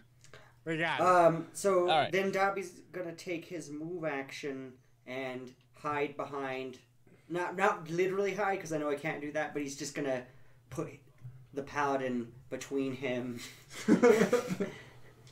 This seems like a family issue. This is none of my You business. take cover, you take cover behind the paladin. Oh wait, sorry, I totally forgot to do that. Never mind, I'll do it next time. Doesn't really matter this round. All right, next up is, I believe, Virana. Alrighty. I'm going to quickly give me a quick spritzing of lay on hands, like a heal 3. Spritzing, I like that spritzing of lay on hands. Mm-hmm. He just like touches himself. And then I'm going to go in and I'm going to sweep. I'm going to attack his mount. Oh, dude. All right. It's rude. It's very rude. All right, you charge, and as you run past him to get to his horse, because he's actually standing in front of his horse, it will provoke an attack of opportunity. I thought he was on his horse. No. He's next to his horse. Oh, yeah. I'll punch him then. Just Okay, completely yeah, ignore the guy in his horse. Yeah, that's what I was thinking. I was like, that's a bit rude. It's like, dude, hit my horse. He just has an irrational Right. anger towards horses. If I can't have a horse, no one can. All right, you run up to the paladin, or the anti-paladin as he is now, Yeah. and take a swing. I get an 18. 18 will not hit. Oh, Jesus. Oh, we're in trouble. We're in trouble, guys. Oh my Well, God. let me 18 rephrase. did not hit. Let me rephrase. It hit. It just went clang, and nothing. Oh, You this just could be a gotta problem get- for me. Rana just kind of gets a bro. Dobby's feeling much better about the damage he was able to do earlier. Even Smite's not gonna help me on this one. All right. Next up is Khalil. Khalil, that's me. Knowing my spells, I'm just curious about this. Would Yep. Ray of Enfeeblement make it so he can't use his weapon? Like swing that thing at all, or would it even work on the suit? It'd make him worse. It would need. Okay, it would depend on what his strength currently is and how much you would shave off. Potentially, yes, but you would need to shave off a fair amount, and unless, I mean, you can kind of tell by his stature Yeah. that you probably aren't within that scope. I am. Even if you were to roll. No, you have to roll. Really high. Okay. No, even with. Yeah, basically, it's what it's like 1d6 plus something. 1, yeah. Yeah. So even if you looked at 7 points of damage, he'd still be stronger than some of you. Jesus Christ. Okay, Alright. I'm gonna just run up and use my arcane pull to cast my Strengthen your pull weapon. strike and cast it with lightning. And swing at him. Okay. Pull strike. Which is a 21 to hit. 21 to hit will not hit. Jesus. What the hell? Oh my god. Well, more specifically, it does hit, but again, Oh, even the lightning Alright, doesn't do anything? Tactics. Oh, damn. We gotta flank him. We Uh, gotta flank him. We gotta trip him, guys. wait, we should go for the original tactic of just going after his horse. That didn't work. and it turns out the horse is more powerful than he is. We kill the horse and he just vanishes. We're like, ah, we did it. Does Knowledge Arcana or anything like that won't help me figure out what's going on here, will it? Oh, he's just super tough. Oh, Like you, okay. when you Alright. hit him with your sword, you put so much heft into it, but his armor is so thick. It seemed like your damage meant nothing to it. Yeah, I'll just let you guys know. I have 24 AC, so like we haven't even hit me yet. Oh my god. Like this is gonna be tough. We gotta flank him. We gotta team up. We'll like stack our actions. You We'll have figure it 24 out. AC at level 3? That's insane. Dodge, buddy, and shield focus. Okay. Yeah, he's got dodge, shield focus, a shield, plate arm, and is that it? And a dex bonus. Oh, and the dex bonus, yeah. So yeah. All right. He's basically an armored Hulk, almost as if he was kind of created to kind of protect you guys while you don't have a healer. Almost. All I can right, kind of heal. I can like give you like 3 health. Geralt. What are you gonna do? Well, I Flank him. Flank him. What? Throw the foot. You know, none of this. Okay, hang on. None of Let this. me- Sorry, let me explain flanking, by the way, for both our audience and for the players who do not know what it is. Basically, flanking is to be on either side of an enemy. By doing so, you provide yourself a bonus because the enemy is diverting their attention. So you will receive a +2 attack bonus on all attacks made against the target to which you have flanking bonuses against. Also, if you are a rogue or any kind of creature with precision damage, you would also be doing extra damage to that creature while flanked. The more you know. Yeah, I guess I'll try and move to like the right of him. Okay. Start setting up that flank. Yep, you move over to the right and to start setting up the flank, which is good because the other 2 guys are obviously directly in front of him. So either one of them could take a 5-foot step and start flanking with you from where you are. All right. And then I'm gonna look around for Geralt's gonna look around for anything to pick up as a weapon. In the street, you could probably rip up some of the loose cobblestone. Hell yeah. Yeah, rock. There's also Rocks. actually you also find a shovel. Yes, perfect. I will use a shovel. All right, you find a shovel. You pick it up on your way around.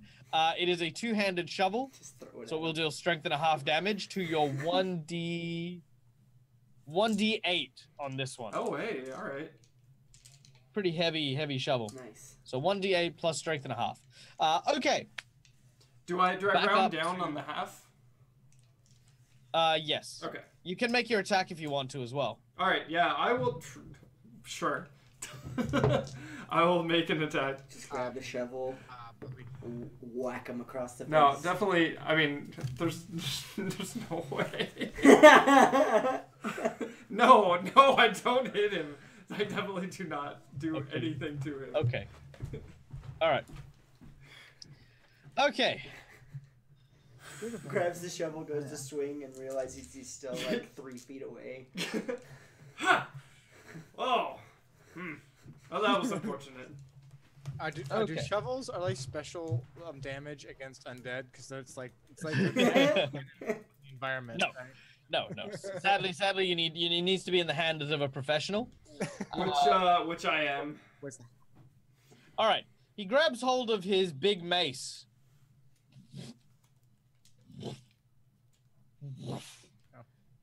And I'm gonna hit. Let's see, 1, 2, or 3. Who does the audience think I should hit? Oh my god. Vote on who's gonna die. Here. at You Village Index. decide. Oh, is this Dun, me? dun, dun, dun, dun, dun, dun, Dun, dun, dun, dun, dun, dun, dun, dun. dun, dun. I feel like that blind dating game's like, oh my god, who's it gonna be? Who's it gonna be? Who's it gonna be? He's gonna take a smack. They said all of us. All of you. They said everyone. Very well. 2. He will use cleave. Oh He will wait, use 2. cleave and hit 2. 2? Okay, so 2. I've always viewed Khalil as 2.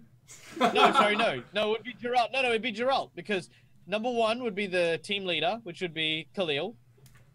Number 2 would be the other player, which would be just Geralt. And number 3 would be our guest player. So there you go. So number 2. All right. So you are hit. Does a 27 hit you? No. Wait, what? What did you just say?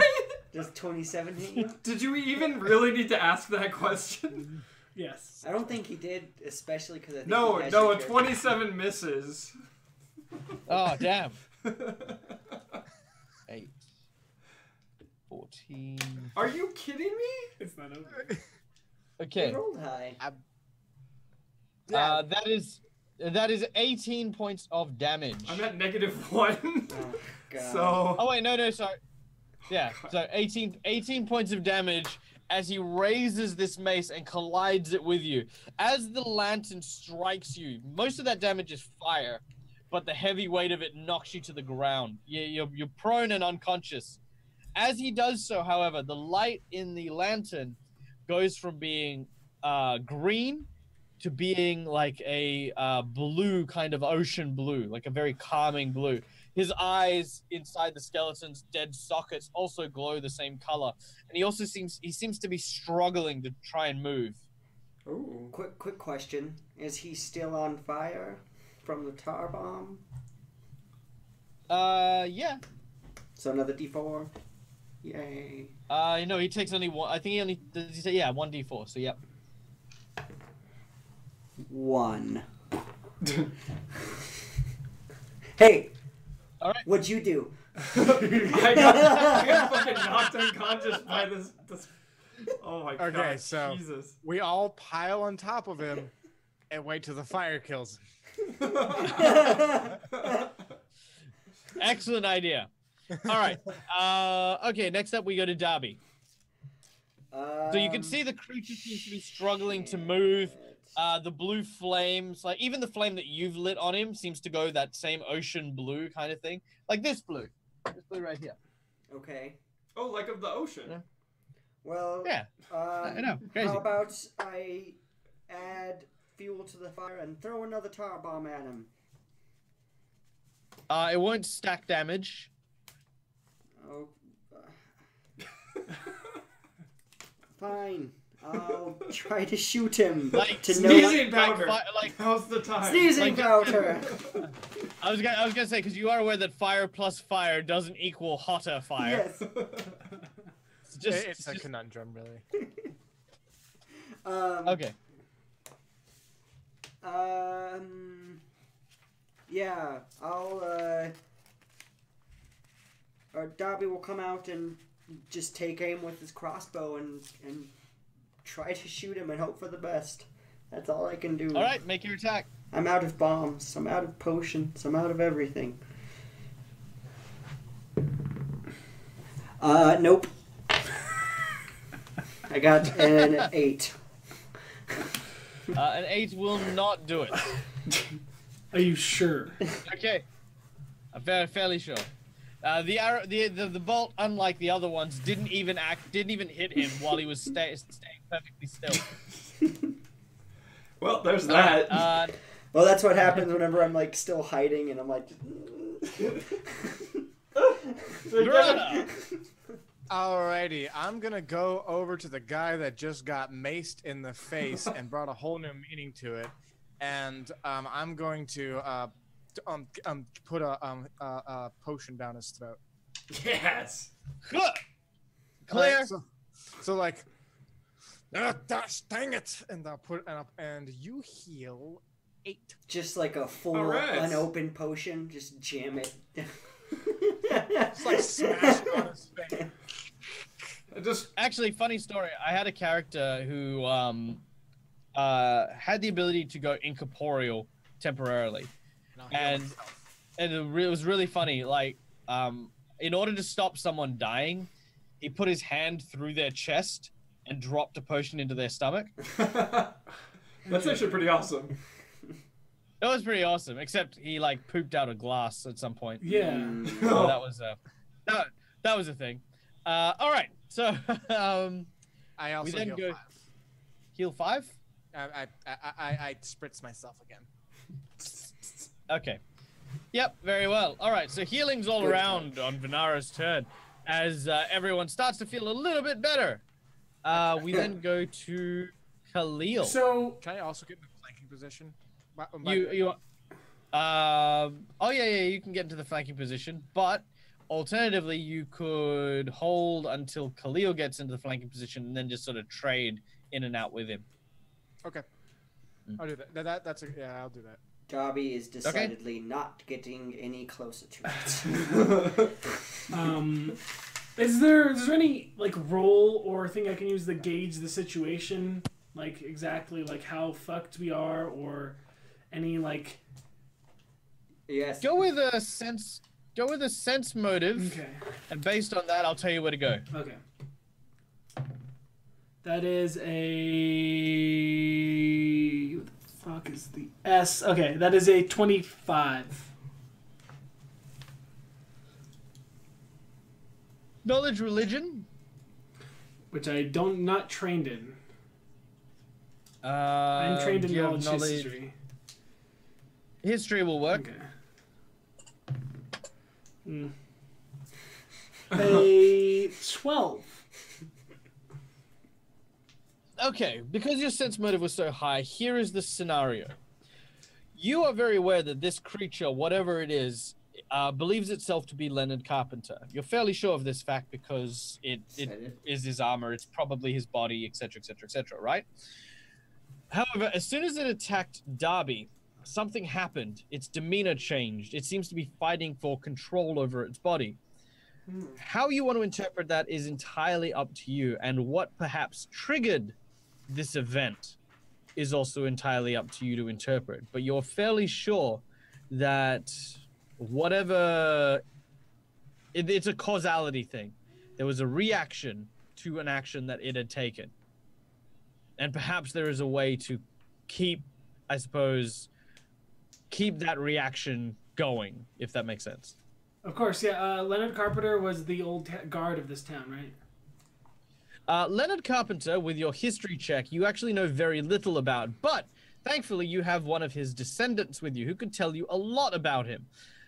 So what you know generally about Leonard Carpenter is that he was basically he was a soldier in the army of humanity. So, oh no, this isn't what you're saying. This is just what he knows. You will get to what he said, what you're saying when when they ask. All right. So the only thing you know is that he was a soldier. They put a memorial to him in the graveyard here. That's the only thing you kind of heard. He didn't actually do anything special, but he was among the first people to die, like early on in the war. Okay.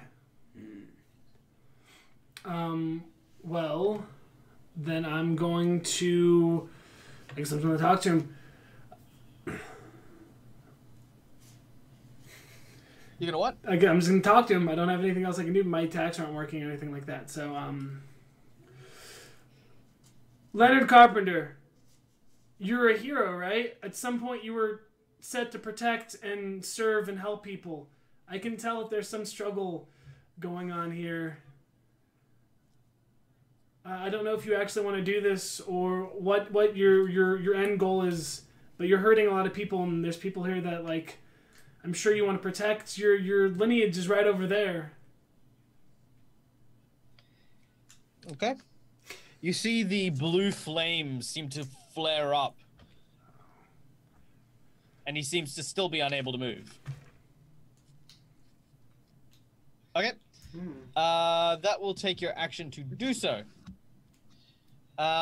We then move on to Geralt. Alright, so Geralt jumps up after having this potion shoved down his throat, and he just says, "Ha! Is that all you got?" You dropped your shovel.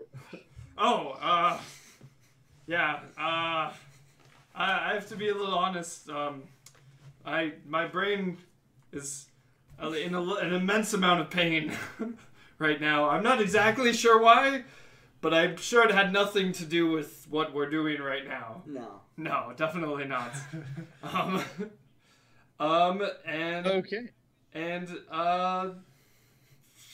You can make an attack again with a shovel if you want. Wait, drop. Don't attack him. I know it's weird. Just hold back. Yeah, I can. I'm okay with that. Didn't seem to do much anyways, so. Okay, you hold back. Yeah, I'm gonna hold my action. Okay. We then go to Leonard Carpenter. The flames flick blue, then they flick green once more. However, as soon as they do, you see that there's another struggle as the green starts to flicker and fight, going blue, green, blue, green, blue, green, and then eventually settling on blue again. I don't know which one's good. I think the blue one is. Considering I got hit with the green one, I'm pretty sure it's the blue one. All right, next up is Darby.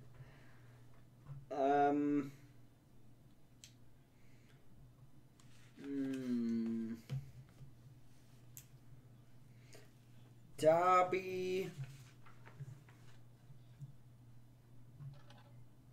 is I'm close enough, like I know I wasn't like up in melee with them, but I can obviously see that they're not attacking it, right? Yeah, absolutely. Okay. You're like maybe 10 foot away from him. I'm going to back up a little bit and hold. Darby's going to hold his action with a crossbow bolt, ready to attack if he sees it attack anybody. Okay, you've got your readied action going. All right, next up is Virana. Your I mic's cannot not hear working. you. Thank you. I'm going to. What's the guys with the shovels character's name? Geralt. Geralt. Oh, you could call him Shovel Man. Yeah, I was gonna say, can that be the I quote know. from the night? Shovel Knight. Is, oh hey, Shovel Knight. No. Hey. All right. I'm going to. We need to work together. And I'm going to aid him so that he has a easier time hitting. All right, make your attack action. The DC, of course, is, I believe, 10? Okay. To aid? Yes. So, yeah, if you make your attack and you hit 10, he'll get a +2 on his attack. And I have a +2 from the flank, correct? You're not flanking at the moment. Can I 5-step to flank? Yep. Yeah, I'll do that. Yep. Cool. I got it.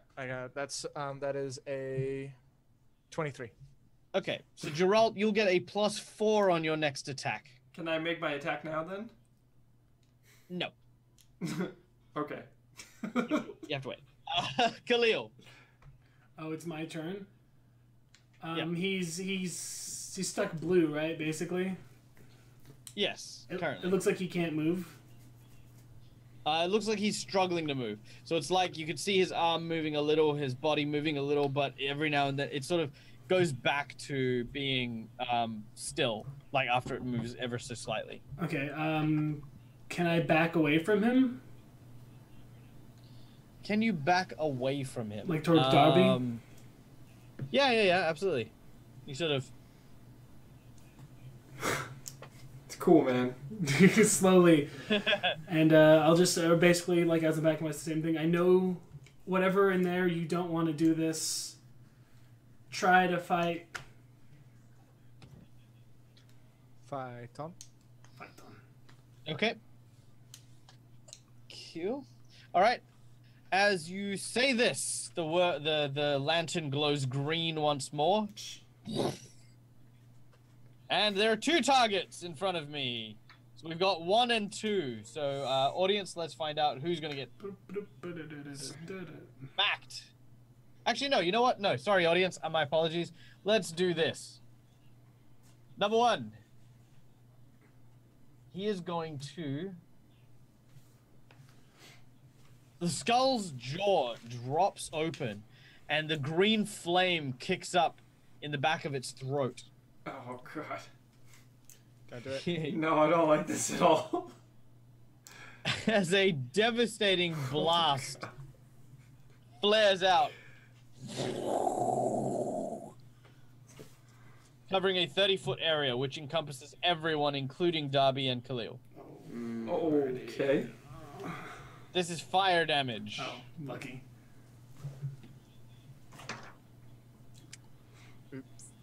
You say it was a save? Yes, reflex save.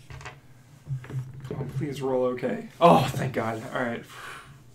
9. 24. 9. Darby got a 14. And Khalil got a 21. All right, Khalil and Geralt, you both take 8 points of damage. Oh god. Alright. That's half. Everyone else takes 18 points of damage. Jesus! Oh my god. I'm at -1 again. I am only up because of my fire resistance. Oh my god. And the flames again start licking and firing, but this time it turns from green to this bright red. What the hell? That sounds worse. It than the doesn't green. look like he's struggling like the last time when he turned blue. It does not. Oh, okay. Oh Jesus. Do we So- get our attacks? So Geralt. Pardon? Do we get our attacks since we hold our actions for it to attack? Yes. Oh, yes. Sorry. Yep. Sorry. So Geralt and Darby, you get your free attacks.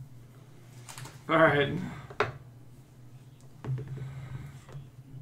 Nope. Remember you get +4. Yeah. Okay. Well, I critted. Ooh, very nice. Yeah. Critical hit. If that even does anything. Yeah, it will. Okay, cool. It's double damage. But you have to roll to confirm the critical hit. Oh, roll again? Mm-hmm. Sorry. What do I add? You're shooting it with a crossbow? So it's just another attack roll to see if I confirm the Yeah. crit? Okay. Yeah. 20. 20 will not confirm. So just regular crossbow bolt hit then? That is correct. 7. 7 points of damage. One moment. I'm not sure why I'm the only one that can damage this thing. You deal no damage. Oh okay. my god. Never mind. We just gotta get out of here. We're not gonna beat this thing. Technically speaking, help is on the way. In what, like 8 Alright. turns or something? We did. You're on we did turn- like sit on around t- for 2 turns. You're on turn 4. Yes, well, okay. Like I said, there is things at play here, which is really fun to see if you guys figure it out. But if not, yeah, this could be a good chance to get the hell out of Dodge. All right. So next up we've got Darby. It is your turn.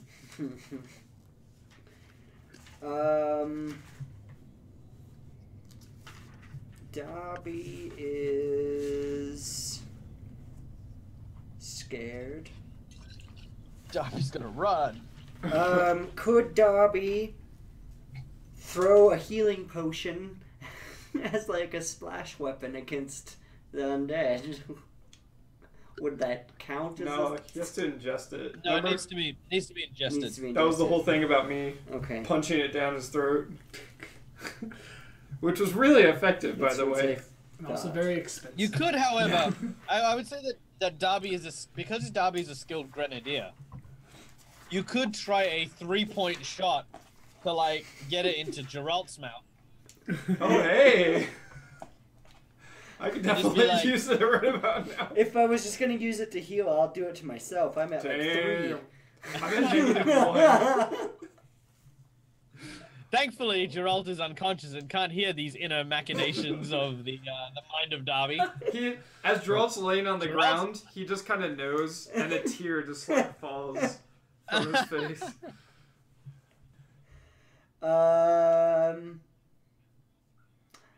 Yeah. Darby is going to think about hiding for a second and then not do it because friendship. Darby's brave. The power His of friendship. friendship. I'll give you a sock if you save us. And he'll go try to administer his potion to Geralt. Wow. All right.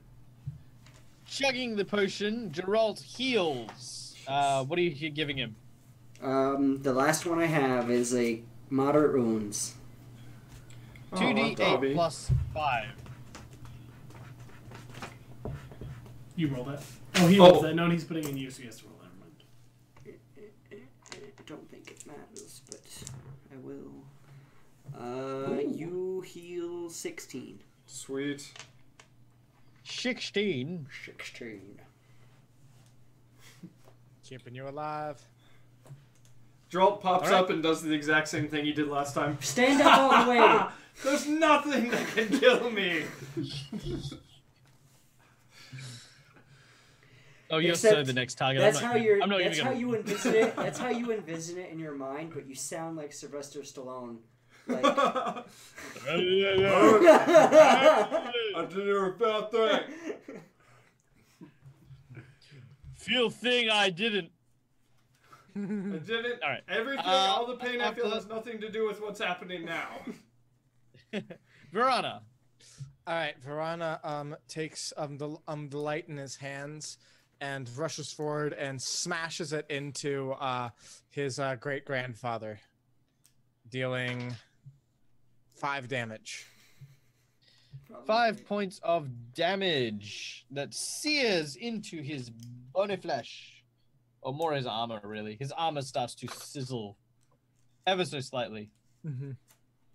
I don't know Fortunately, how to attack I have him. a. I don't think we're supposed to. Oh, by the way,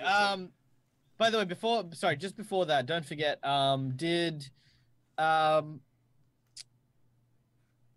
did Khalil communicate any want of the knowledge about Leonard before?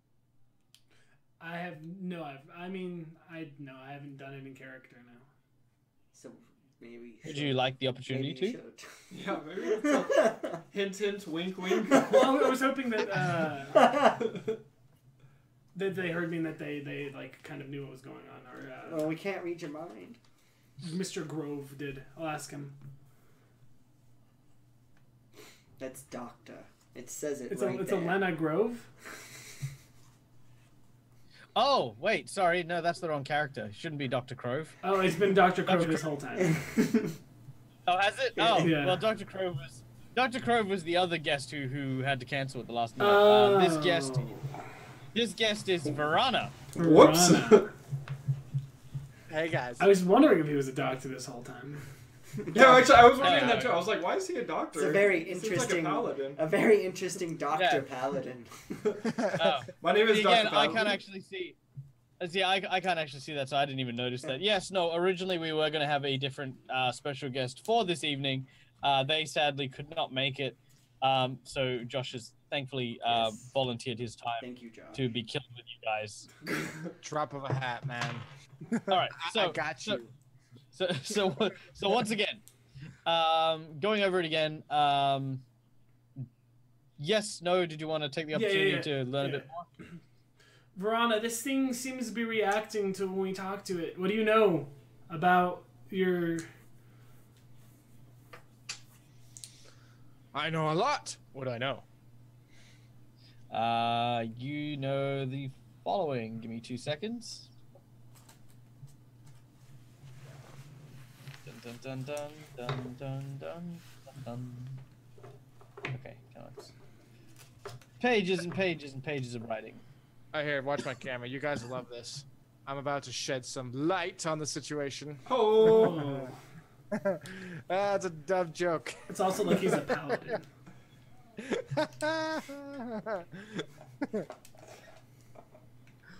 Listen, guys, I will lay on hands this guy to death. Just give me like 6 turns. Okay. a sandwich. All right. So, Leonard Carpenter was one of the soldiers that worked directly under the goddess Iomade while she was still in her mortal form.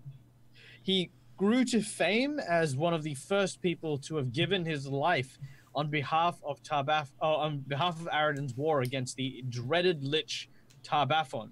He was an anti-undead. Took a vow against the undead as a paladin of righteousness. He fought well, he fought hard, but sadly succumbed to injuries.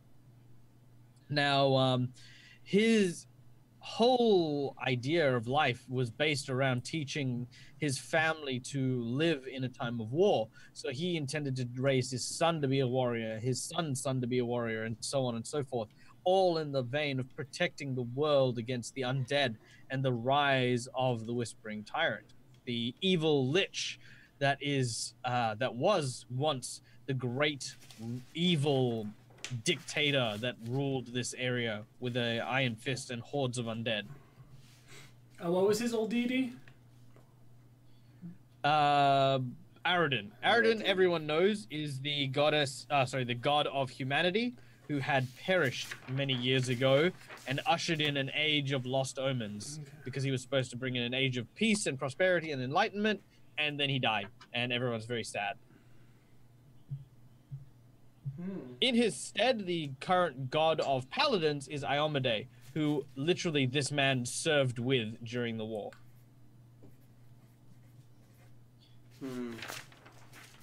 But from the journals that Varana read, he was a very loving, kind, compassionate person who loved his family above all else, and whose honor and hatred of the undead were absolute in life. So that is why it's like Varana seeing him in this state was like very heart-wrenching. All right. Okay. How did you change your voice like that? It is a family trait that comes in at intervals of about 3 to 2 hours. Okay. Makes sense. Have you guys ever watched Black Butler? Yes. You know that the guy who's like the old man, and he like turns into a dude and he's like blah blah blah blah blah blah. Yeah. It's kind of like one of those moments. Like the DM takes over, so it's basically just me in the paladin outfit. Can we Photoshop Michael's face over for this moment? Yeah. Okay. So that is what you know about Leonard Carpenter. Okay, I'm guessing is it my turn? Is that why this is going on? No, this is currently Varana's turn. Okay. Then it's your turn. Oh, I mean, that's my turn, is standard action. Okay. Very well. Make your so yep, you've zapped him, you've done your damage. We then go to Khalil. Okay, can I roll a diplomacy with him? What would you like to say? Ooh. What wouldn't I like to say, am I right, guys? Hey-o. I got skeleton jokes, like a ton of skeleton jokes. Just because you played Undertale. I love it. That's probably true. Actually, the worst joke I know is a skeleton joke, and it is the worst joke I've ever heard. Alright. I'll just put my hands. Leonard Carpenter, take a look to the right of you. That is one of your own family that stands next to you. You have turned into the thing you hate the most. A monster, an undead. Your old god, Aradon, has been disgraced by what you've become. You used to fight and protect and believe so much in everything that is what you are now. Okay. As you say this, the red lanterns flicker blue and seem to hold paralyzed blue. Geralt. Hit it. God, I gotta think about this. I Hey, really gotta think about this. Geralt, if you want to hold on to your action, I'm gonna aid you again. So if you want to, No. wait, but you might get knocked back down. So No. Geralt decides better of it, and he decides to kind of back up Khalil with what he's saying, and he says to him, Yeah. he says to him, he says to him, yo dog. So, no. He says, Wouldn't you rather just have a drink? What's his name again? It is Leonard Carpenter. Carpenter. I say. He hates Soldier the undead, Carpenter. and now he is the undead. Like as a fellow soldier, I understand what you're going through, and my hatred of the undead is equally as powerful, and I can only imagine what you must be going through, having become the thing that you hated the most in life. How can you do this? You must fight back.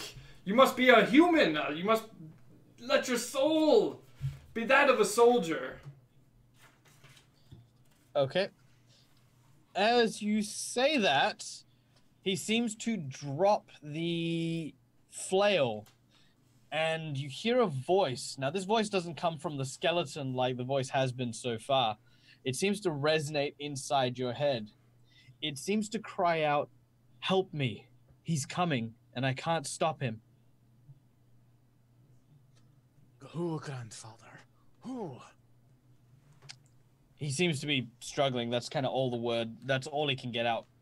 But now he is unarmed, and he is sort of like, basically it seems as though his arms are trying to keep him from breaking free. Okay. Okay. It then goes to their turn. He does not break free. Because he's holding himself, I guess. All right, Darby. Darby is going to run away and hide. He lasted a long time. We gotta be very proud of him for that. Yeah. All right, make a stealth check. Oh, actually, hang on 1 second. Audience, 1 to 51, please, if you can. Let's find out what happens to Darby while he is trying to run away. Actually, Something good, something bad, something ugly. What do we get? We actually all right, we so, already had a 12 in the chat. Yeah, we have a 12. We'll go Oh, with did that. we have a 12? Number 12. All right, we'll go with the 12. We'll go with the 12. What do we have for the 12? Oh, never mind. Someone put... Was there a thing? A more recent person that is not someone else. Highlander put 1d51. 51. He put 51. He put 1d51. No, he's like trying to It was roll. like he was trying to roll. D51. He was trying to put in an unworking command. That would be cool. Guys, we're gonna make this show. I'll work on that. Yeah, all right. We'll All right, so we're going to go with 12 or are we going to go with Yeah, we'll 51? Let's go with 12. Are you sure we can go with 51? 51's hilarious. Okay, let's go with 51. No. We'll go with All right. Fair enough. Okay. So 51 was this. We're not going to go with it. I was just teasing. All right, Highlander picked 37. That's not because the other one is 12 and it's Dylan who picked it. So this It one was a while ago. Dylan? Dylan can't have one. Who's Dylan? You mean editor? The editor. No. Editor. Isn't editor Shane? The editor Oh, change. right. Dylan is just I don't know. a person. I don't know. All right, I'm it was sorry. 20 what? 37. 37. 37. I like that. I wasn't even 20 close. what? No. 21? Not even close. All right. Okay, I feel like this is very appropriate, so thank you very much for that one. Thank you, Highlander. All right, as Darby turns the corner. What does he see? What does he even see? All right, this is actually because this challenges me because I've got to think on my feet. All right. I want to know what that looks like. Yeah. D51. All right. I got this. Okay. So this is the card. Quick wits. Ooh. Nice. That sounds good. All right. So as Darby turns the corner, right? Yes. He sees a bunch of materials on the ground that seem to have been discarded refuse from a nearby alchemy lab. Ooh. Glancing over it, make an intelligence check for me or a craft alchemy check. Okay, I'll do that second one.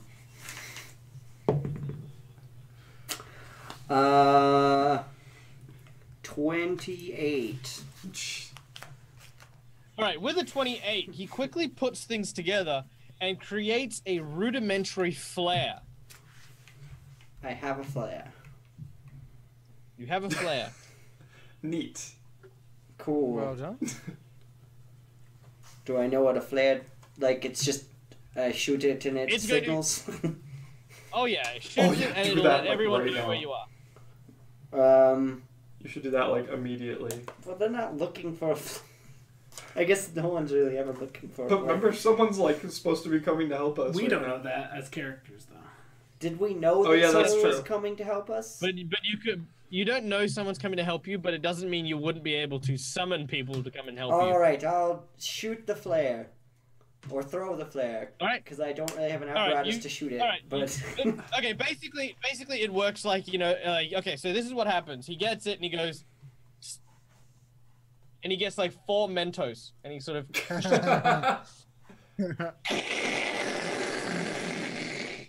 All right.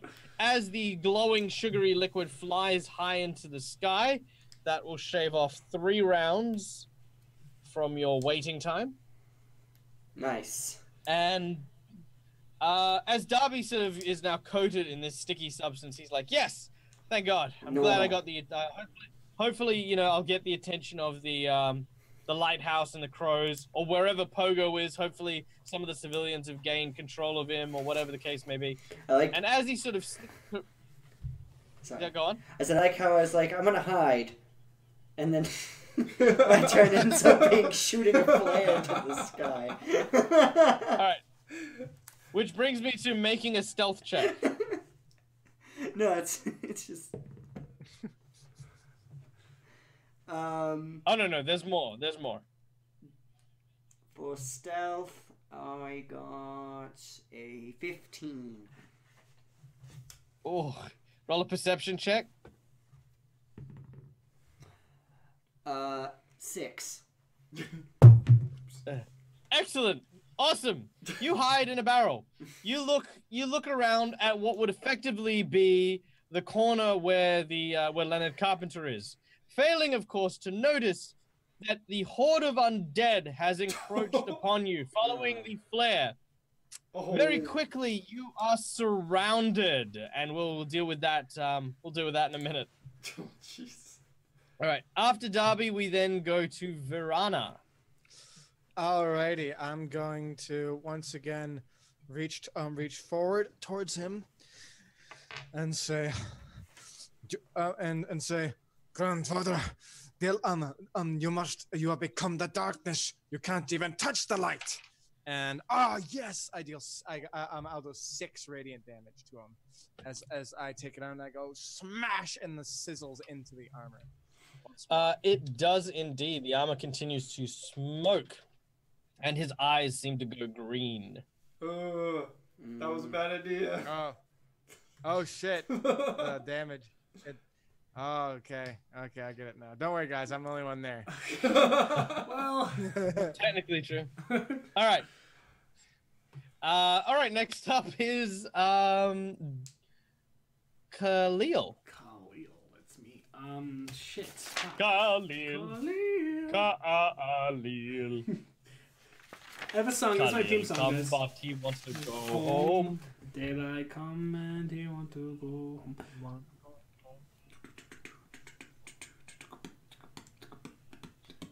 Yeah, you get that sweet diplomacy check in there. I don't think you need a diplomacy check. No, I don't. Yeah, it's fine. It's messed me. I messed it all up. I fucked it up. I didn't. I had a suspicion, but I didn't actually know. What's your name again? Let's write this down. Virana. He's writing it down so he knows what to put on your tombstone. Yeah. Virana. I'm fine. I don't know what you guys talk about. I'm gonna get hit by a fist and be embedded in a mountain. Hold fast, Virana. Leonard, the person who just hit you is your family member. He's the person you're supposed to protect and love and not kill. He's so strong. Look how he You should be so proud of the power. I'm a warrior. Just like you, Grandpapa. Remember the ways. The warrior who's effectively just lightly pats him. All right. As you say this, nothing seems to change. Is that probably my full action? That is your standard action. You can still move if you want to get the hell out. Shit on a stick. Is there any place that I can't move Geralt either since he's right next to me? Can I? Are you down again? No. No. Well, no, I'll just Why stay. is he I'll stay talking about fast. moving you? I don't know. Both of us together.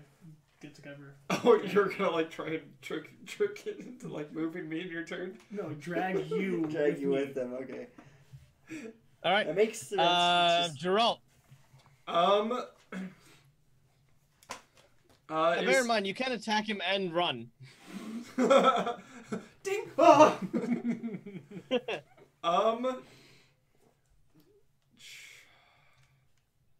Yeah, I'm gonna attack him.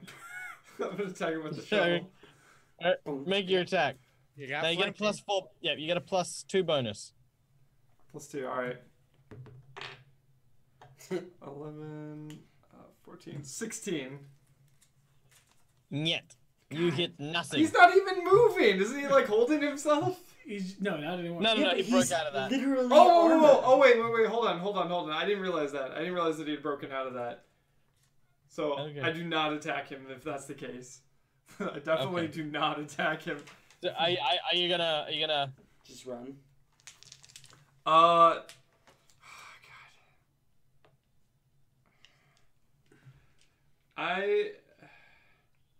I'm gonna try and talk to him again. Geralt will. I'm gonna All give right, it what a do you shot. say? I say. Oh god, no, I don't. I just run. I'm gonna make a run for it. I don't time to talk to him. So Geralt sits there and goes, Pretty much. He says, "All right, no. no, this is dumb." Okay, now at this point, Leonard Carpenter seems to turn and face his descendant. Oh. Fist with he doesn't even have a fighting stance on, right?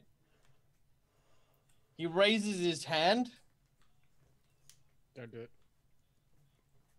right? Smite evil. Ah! Wham! As he flicks you and crits. He smited the evil into you. Oh man. Does he confirm the crit? Does a 28 confirm the crit? What? All right, hold up. I need to do calculations now. All right, The so guy's rolled to hit 2 times and he's. You're like 15 plus 35 plus 92. I was bringing this character in. I was like, dude, man, he's gonna be able to tank so much. Gets hit every time. 10, 20. I'm glad I Oh took my toughness.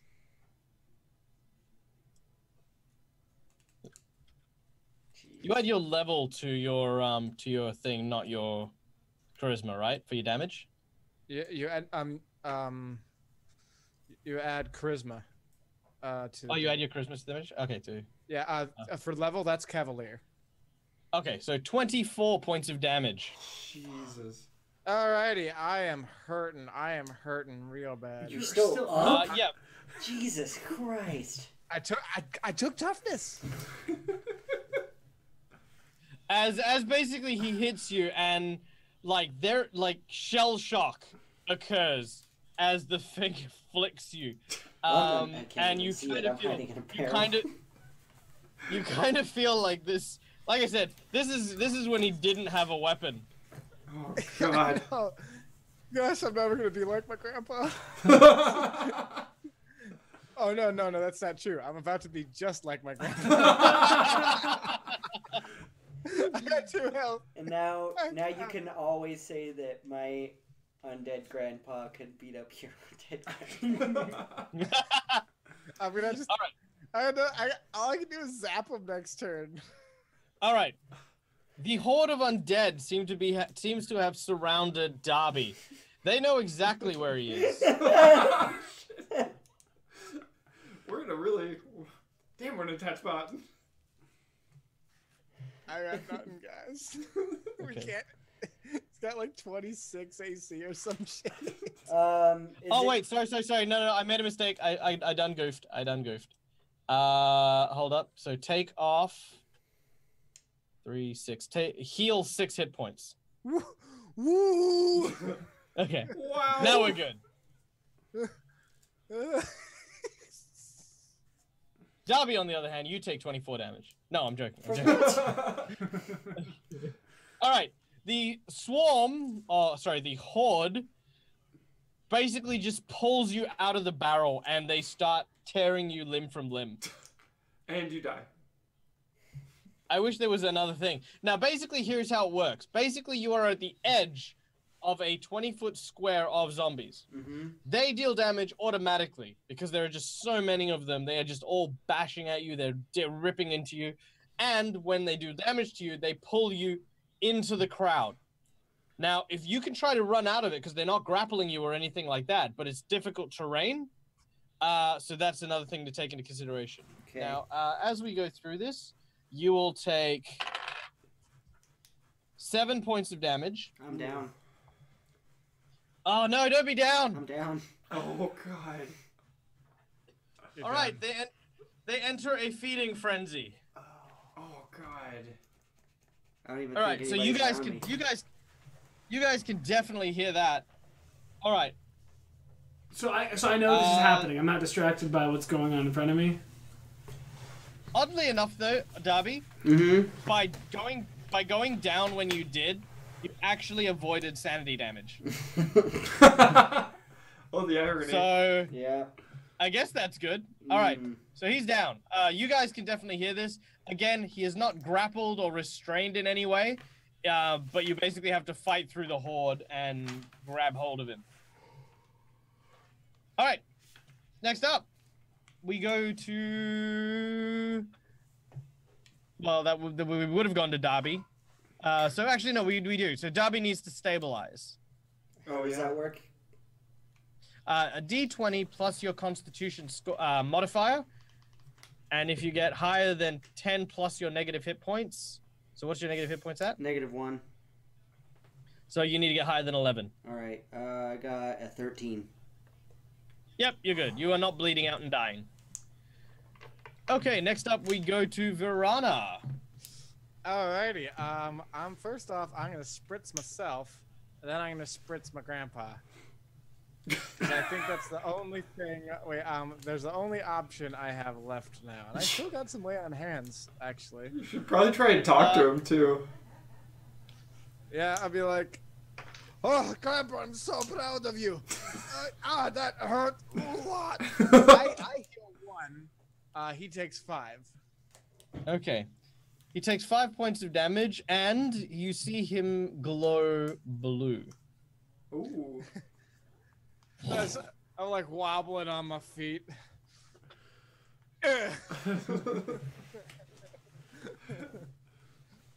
Actually, it also dawns on you how powerful Tar-Baphon, the actual Whispering Tyrant, must have been to kill someone as powerful as your grandfather. And he was the first guy to die.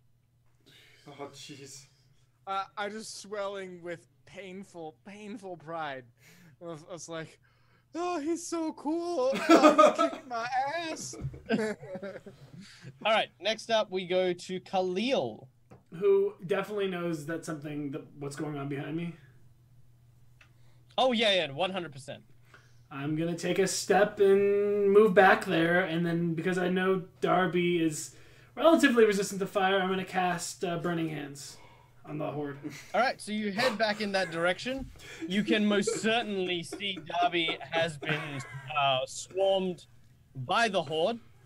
It is very large, and you're fairly sure that even with... Oh, I wouldn't be able to. I couldn't crisp everyone.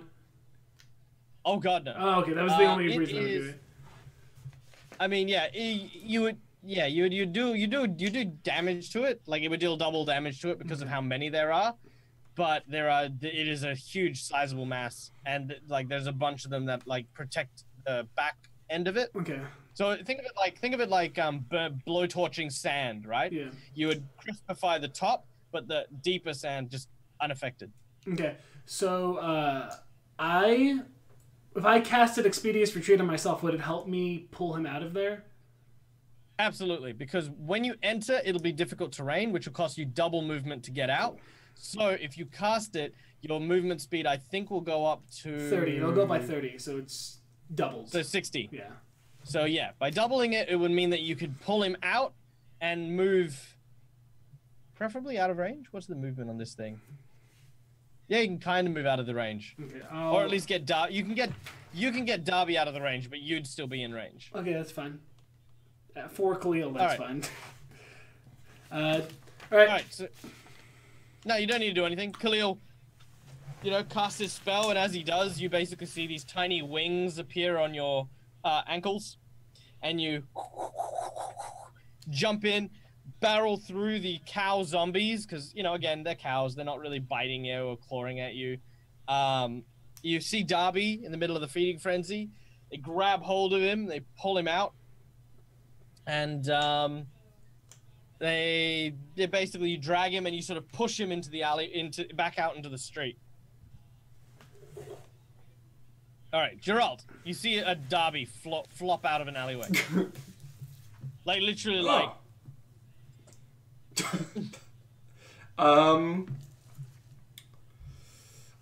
Gerald's gonna pick up Darby. And, You do like the commando. Except it's more like... Oh, it's like Obelix with a menher. Yeah, and I'm gonna start trying to get out of there. Because he's hurt pretty bad, so I'm gonna try and get him out of there back to... I'm gonna start heading back towards the lighthouse. Alright, you head towards the lighthouse. As you head towards the lighthouse, you hear the thundering sounds of something large and heavy approaching. Oh, Jesus. And you see Pogo erupt from one of the buildings, dragging the armored wagon behind. Now, you can notice that the armored wagon isn't filled with civilians. It's filled with crow. What? And they yell out, and you see the guy. Good crows. Oh, okay. They're not dead ones. And okay, I was like, are you kidding me? This got so much worse. All right, they say, quickly, help our boys! Go, go, go! And they jump out, and they've got crossbows, and they're all firing at Leonard. Leonard basically raising his hands to sort of try and keep cover while at the same time paralyzed. The arrows fly over, and they're just bombarding one after the other. You see Pogo sort of walk up, and the person riding the wagon appears to have been the captain from before that you were speaking to in the lighthouse, the kind of grouchy one. He basically turns and says, it seems like you boys have yourself in a bit of a pickle. That is just so strong. Yeah, actually, this one needs some help. Can you please do whatever you can to help him? I got it, guys. Get your friend to safety. Yes, but is your friend okay? Pointing at the paladin, the punch-drunk paladin. Him? Oh yeah, no, he's fine. Don't worry about him. I'm in so much pain. Very well. No, I was just kidding. Please help him. Clearly, he is not okay. Yes, men, retrieve. Swallowtail formation. I don't know. I don't military. All right. So they they grab hold of why are you hanging? Okay. They grab hold of Darby and Geralt, and one of the nearby crow basically gets some herbs, puts it in their mouth, chews it, and she makes out with Darby, spitting this salve into his mouth. You heal 11 points of damage. Oh, dang. And when you wake up, you're apparently kissing a very beautiful, but very rugged-looking half-elven woman. She seems to pay you no mind. Geralt pretends to fall over. I'm also very hurt. You see what appears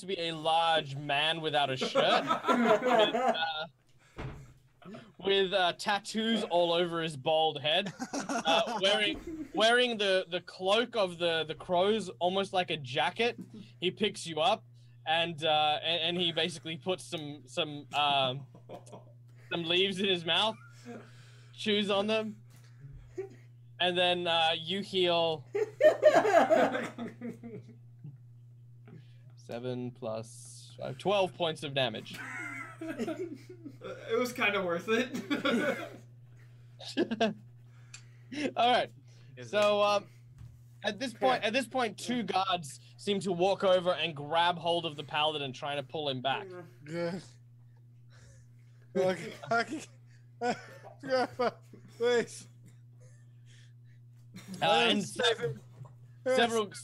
several guards keep firing at him. Like, they're basically just unloading everything they have at him. So much so that there's like a cloud that's just erupted around the armor. And the captain says, "Aren't there more of you?" I'm sure there were more. Yeah. There's one more of us. She got taken away with Pogo when she went to the. No, you're not there. I'm not there. We have one more. He's he's fighting the undead around the corner. He could definitely use some help. And we have another one who was taken away. She's not doing well. He'll have to fend on his own. Yeah. He'll have to fend on his own. We can't get Pogo down there. The alleyway's too small. Quick, get everyone on board. Go! We're bugging out. And you see the guards sort of start getting on Pogo, dragging the paladin. There's clouds giving smoke cover. Now, zombie's turn.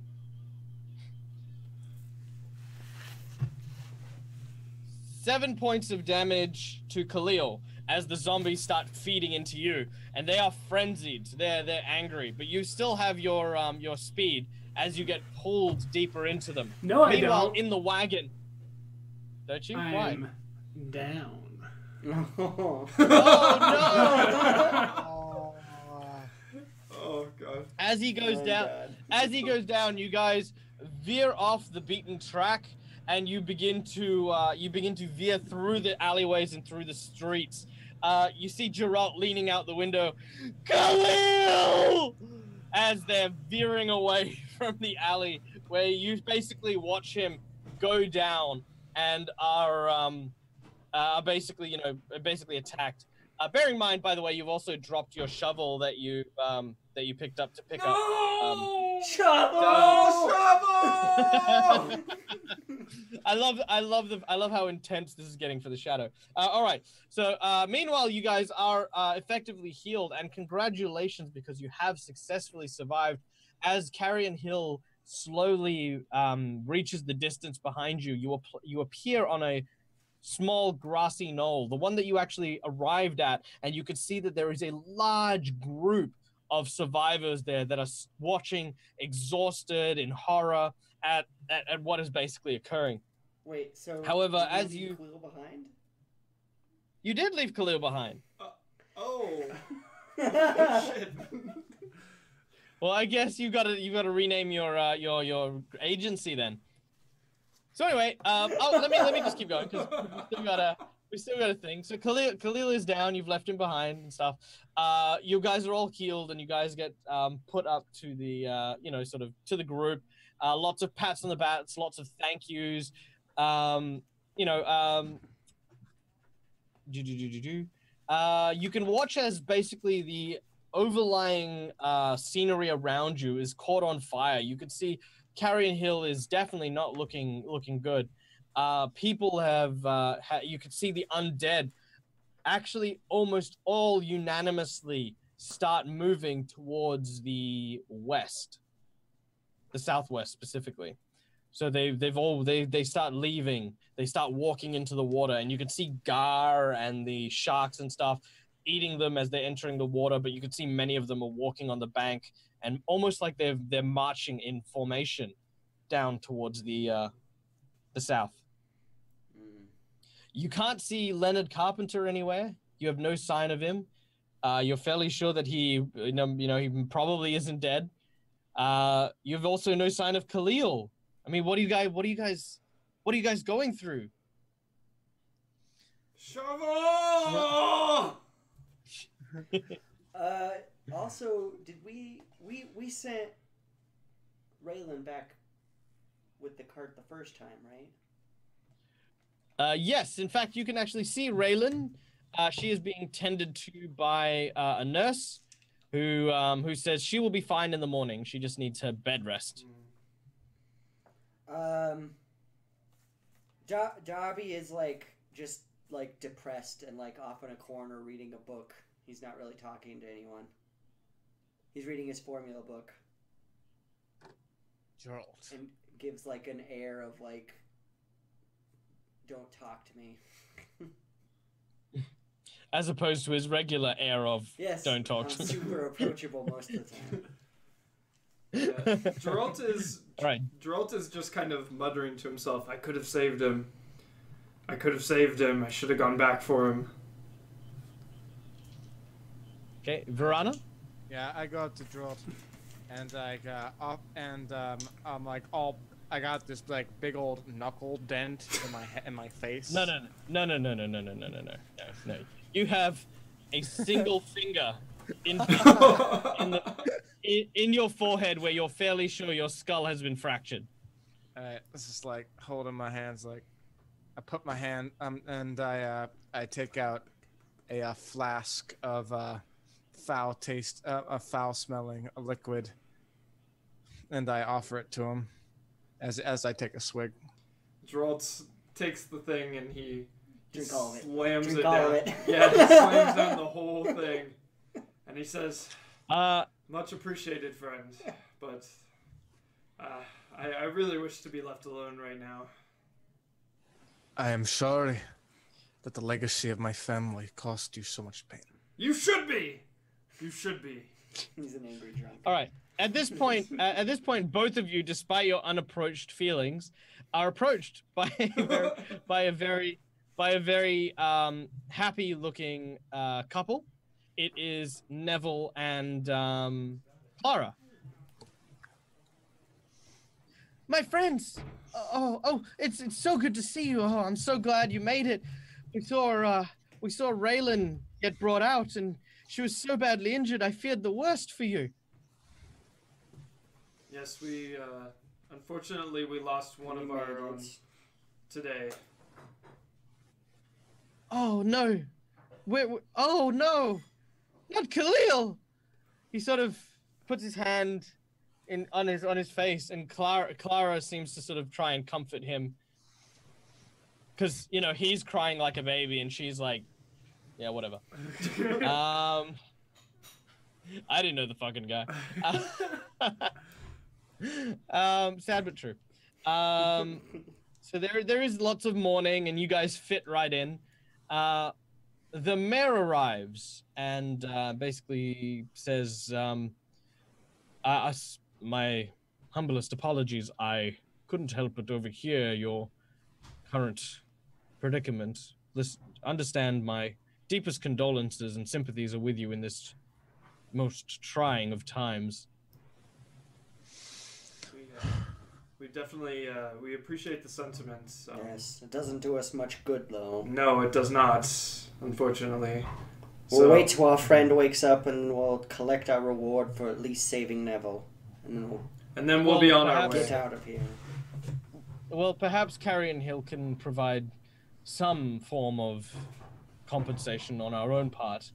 And he sort of gestures, and a couple of guards bring out a coffer with 1,000 gold pieces in it. It's like a tiny little thing.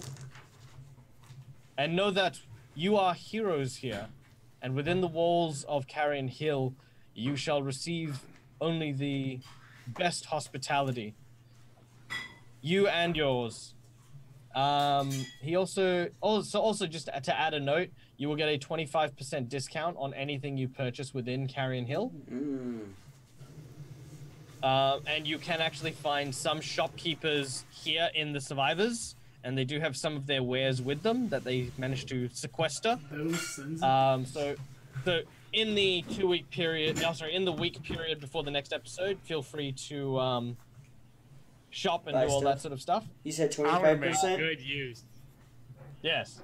All right. So, at this was it 1,000 gold for all of us or 1,000 gold each? For, I'm imagining. Each. Oh, sweet. Okay. Oh. I mean, I'm sorry you're still dead, but 1,000 All right. gold. All right. The items that you can buy at the store cannot exceed 4,000 gold. Now, in addition, you will receive a missive from Neville, and when you send it, because it's basically a spell, when you send it, you will very shortly then also receive 2,000 gold pieces each from the mayor of Seska. Okay. So should we Okay. include that So we get in our... 3,000 gold each in total? Yeah. Now you'll be able to, like I said, you'll be able to shop. You'll have some time to kind of work all that stuff out. That's not going to be a problem. We still got a little bit left to go before we wrap and go to the next one. First and foremost is obviously your paladin friend has his own duty and his own quest ahead of him, knowing that his grandfather is out on the loose. Perhaps a swift farewell to your newfound comrades before you set out on your journey and before your mother finds you. I'm afraid I must go. I am glad to have met you for the short time. You truly are the greater men than I. We Willingly we appreciate put down your the help. hands. Yes, thank you very much. I feel confident that you've probably saved the lives of who is left. Maybe we'll meet again someday, both fighting against your jack-off of a grandfather. Great. Yes, That's really all well said. Well said. I can't really argue that sentiment, but I do agree. I feel responsible for them. Even though it is so long ago. My bloodline is responsible for this. Be Yes. well, friends. Yes. And if you ever require need of me, I shall come, probably with a different voice. This is good to know. We will. I hope that our paths will cross again. Sorry, the alcohol is really starting to kick in now. So, All right. So as he says this, Virana whistles, and out of the forest emerges this beautiful stallion that he mounts and rides into the forest. Now, as this sort of happens, you see people have started to, discuss maybe going and living in Seska for a little while until Carrion Hill can be cleared out properly. As this does so, it begins to rain. The death of your comrade has filled you with a sense of despair, but over the din of the raindrops falling upon the field that you are standing in, you can hear almost like a haunting melody. Hold on, let me see if I can do this right. I'm sorry. Before you continue, I just have to say this, that in chat, Negashane says, I hope it turns out the Skeleton Knight dude wasn't his grandpa and is actually his mom dressed up to prove a point about how dangerous it is out there.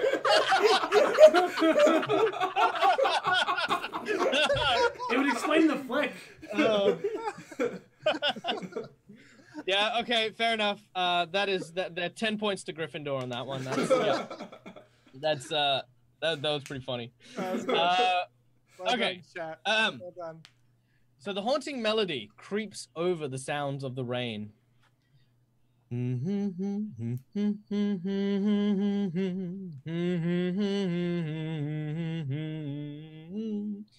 And as this melody sort of creeps in, getting louder and louder, it sort of turns into a song. And there's a very gaunt, tall-looking individual whose picture I have forgotten to give, mostly because I wasn't expecting him to be here. But if you give me just a moment, I will ensure that Eddie Tor gets the picture. There. Where are you, Eddie? There we go. Boom. Come on. Come on. Obey me. Sorry, my computer's a bit of a jerk. And I live in Australia. Also, I'd like to take a moment to appreciate the fact that I live in Australia and I can just send images like this to the editor in America, and we can get stuff like this done. So there's something to be said about that. That's pretty cool. All right, cool. So you should have that image. Let me know when that image is thrown up, and I'll actually no, I'll keep singing my song. I'll sing my song.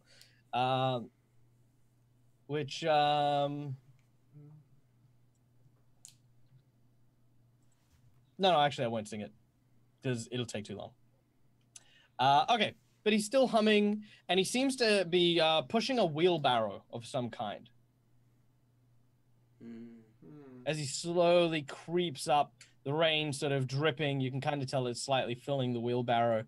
And as he does so, any pictures? No? Not yet. Not yet? I'm being patient with this. This delay, proudly sponsored by Australian NBN. What type of shoes does he have? He has galoshes. Okay. Hey. It's our old friend. All right. It looks like the guy who as you see, introduces the show. I know, almost like it. In fact, he also seems to be, as he pushes the wheelbarrow, there seems to be a corpse of some kind and a shovel in the actual wheelbarrow itself. Oh, I can't even. No, I'm not even gonna try. I'd normally have the hat, but the headphones just not gonna make it work. So I'm gonna pretend. For imagination. That's what this game's about.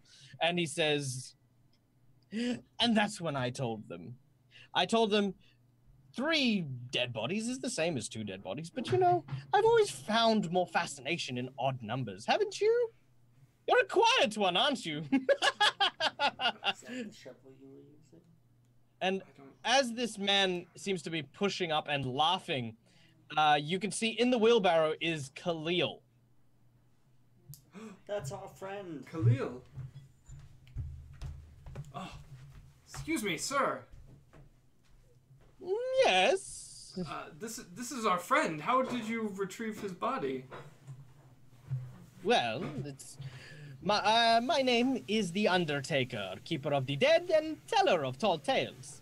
Now, I could tell you how I came upon this, body, or perhaps you could simply take it off my hands.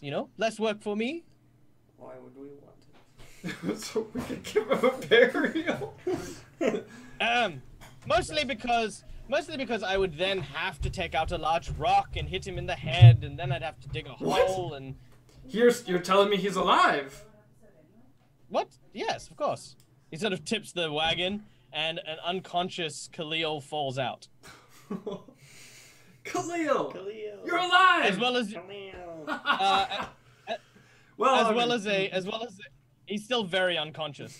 But there is also a very familiar looking shovel. Shovel! You can actually see in the picture there. I'd go. Geralt runs up and just inspects the shovel to make sure that it's not damaged. He's holding it. Oh, sir. Do you mind if I ask you where you found that shovel? This is my shovel. Your shovel. I am the Undertaker. Yes. Are you sure you didn't find it somewhere? You can find another shovel. I did. I put it on. I put it against a wall, and somebody took it and threw it into the middle of the street. Sir, I believe you're mistaken. That is actually my shovel. No, I don't think it is. No, shut up. It's definitely my shovel. He sort of inspects it, and he holds it in his hand. He sort of stretches it out, and he has a look, and he sort of says, maybe this is your shovel. And he sort of puts it in the ground, and he sort of, says, there you are. Oh, well, thank you. Oh, that was very, very kind of you. I was expecting much more of an issue with this, and I appreciate your cooperation. Also, I'm a little Oh, drunk, no. so pardon my it's Meanwhile, problems. Thank you for the shovel. Meanwhile, As you go to pick up the shovel, it appears to be lodged in the ground. Like you try to sort of, it's like really stuck. Like you can't actually move it, like an inch. Can I do a strength check? You can absolutely. 3 nat 20s. Here we go. Nat 20. Okay, what is your actual score with the natural 20? do I add yeah, it's like your strength. Yeah, I do strength. okay, Add your strength 23. bonus. You feel it sort of move slightly, like it has a bit of a wiggle to it, but you can't seem to lift Oh, it. you were that close to getting Thor's hammer. Man. So close. The DC was 25. No way! Oh, oh that's Alright. so disheartening. Meanwhile, Darby is gives like you- ugly, oh. happy, crying, like heaving, sobbing over Khalil. Khalil is still, by the way, very unconscious. I know. The We're Undertaker, like shaking and we just. the Undertaker looks at you and says, "You are very energetic for, well, sweepers at least." Yes. Yes. I suppose that's true. Speaking of which, excuse me, can anyone help our friend over here? He's still alive and he needs help very badly.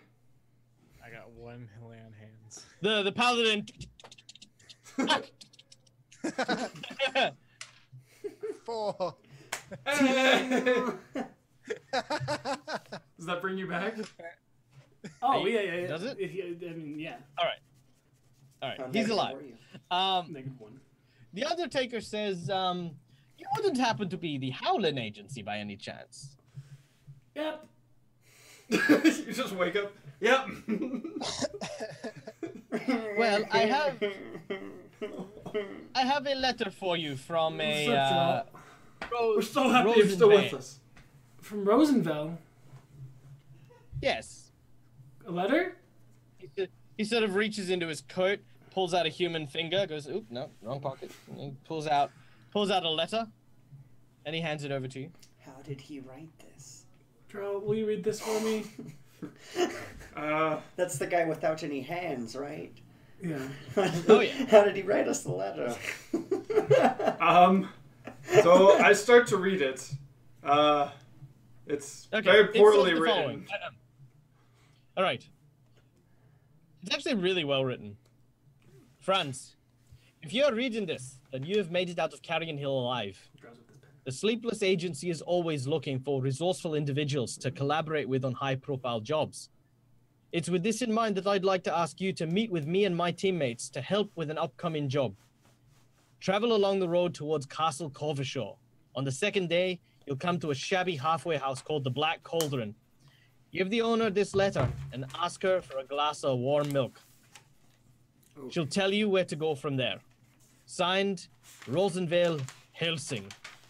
P.S.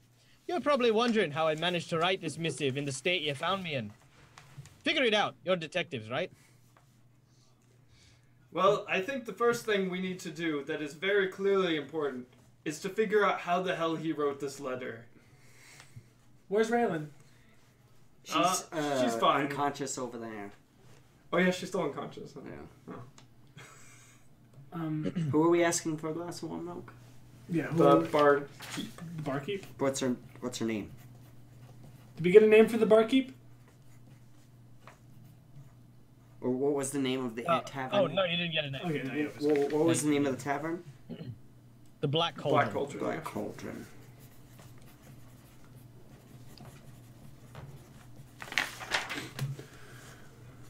All right, guys, and that brings us to the conclusion of the epic chapter Yay. called what was the actual chapter called? The chapter was called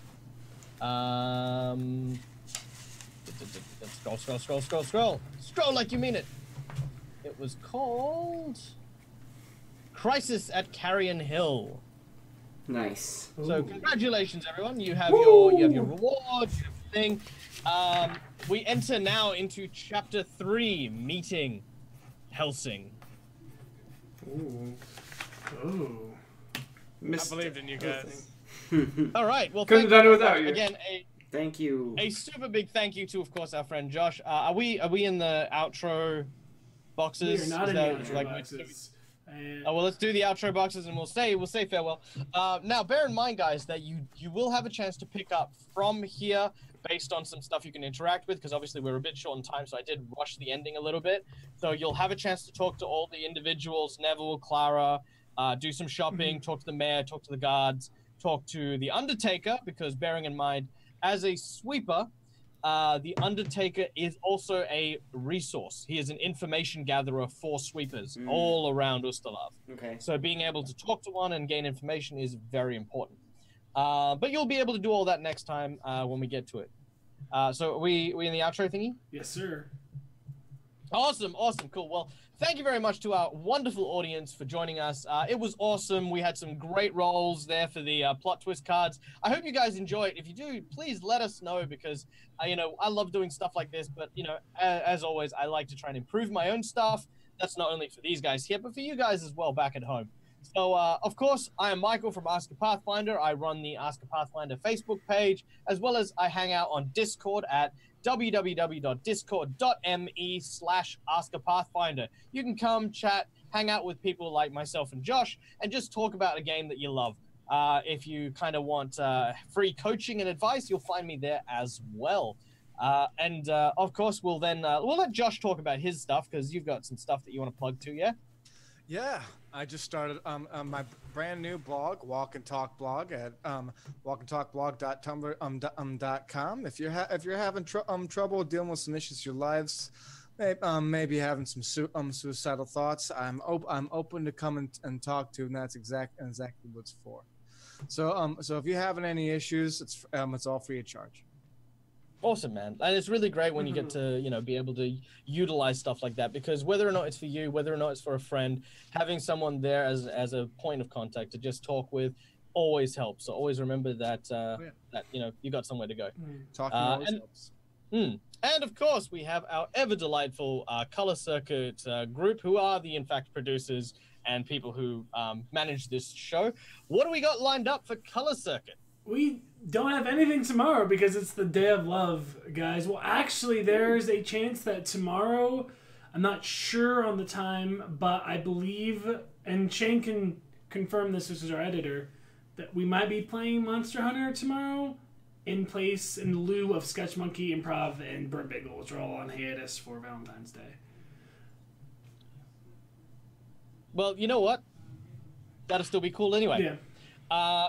If you guys feel up for checking that out, definitely come swing by, say hi, there's also tons of stuff for the videos for Color Circuit as well. So if you aren't caught up with Tales from the Undertaker, obviously we have I think we how long have we been doing this now? This is 4 weeks now in Carrion Hill. Mm-hmm. Yes. 4 weeks. Yeah. So we've been in Carrion Hill for a while now, which is really cool. So if you want to catch up on the Carrion Hill saga, definitely check that out. But whoa. You're fine. Gasp! Clearly, clearly some people are just so excited about checking it out that they just can't wait. So go through, check it out, and then next week we'll be continuing the adventure. But you don't really need to have caught up with it to know where we're going. It's kind of progressive that way, and that's kind of how I like to run it. All right, guys. Well, as always, thank you very much for joining us, and hope you guys enjoyed yourself. And remember, always keep calm and make sure your ideas stay mindworm free. Have a good one, guys. See ya. Bye.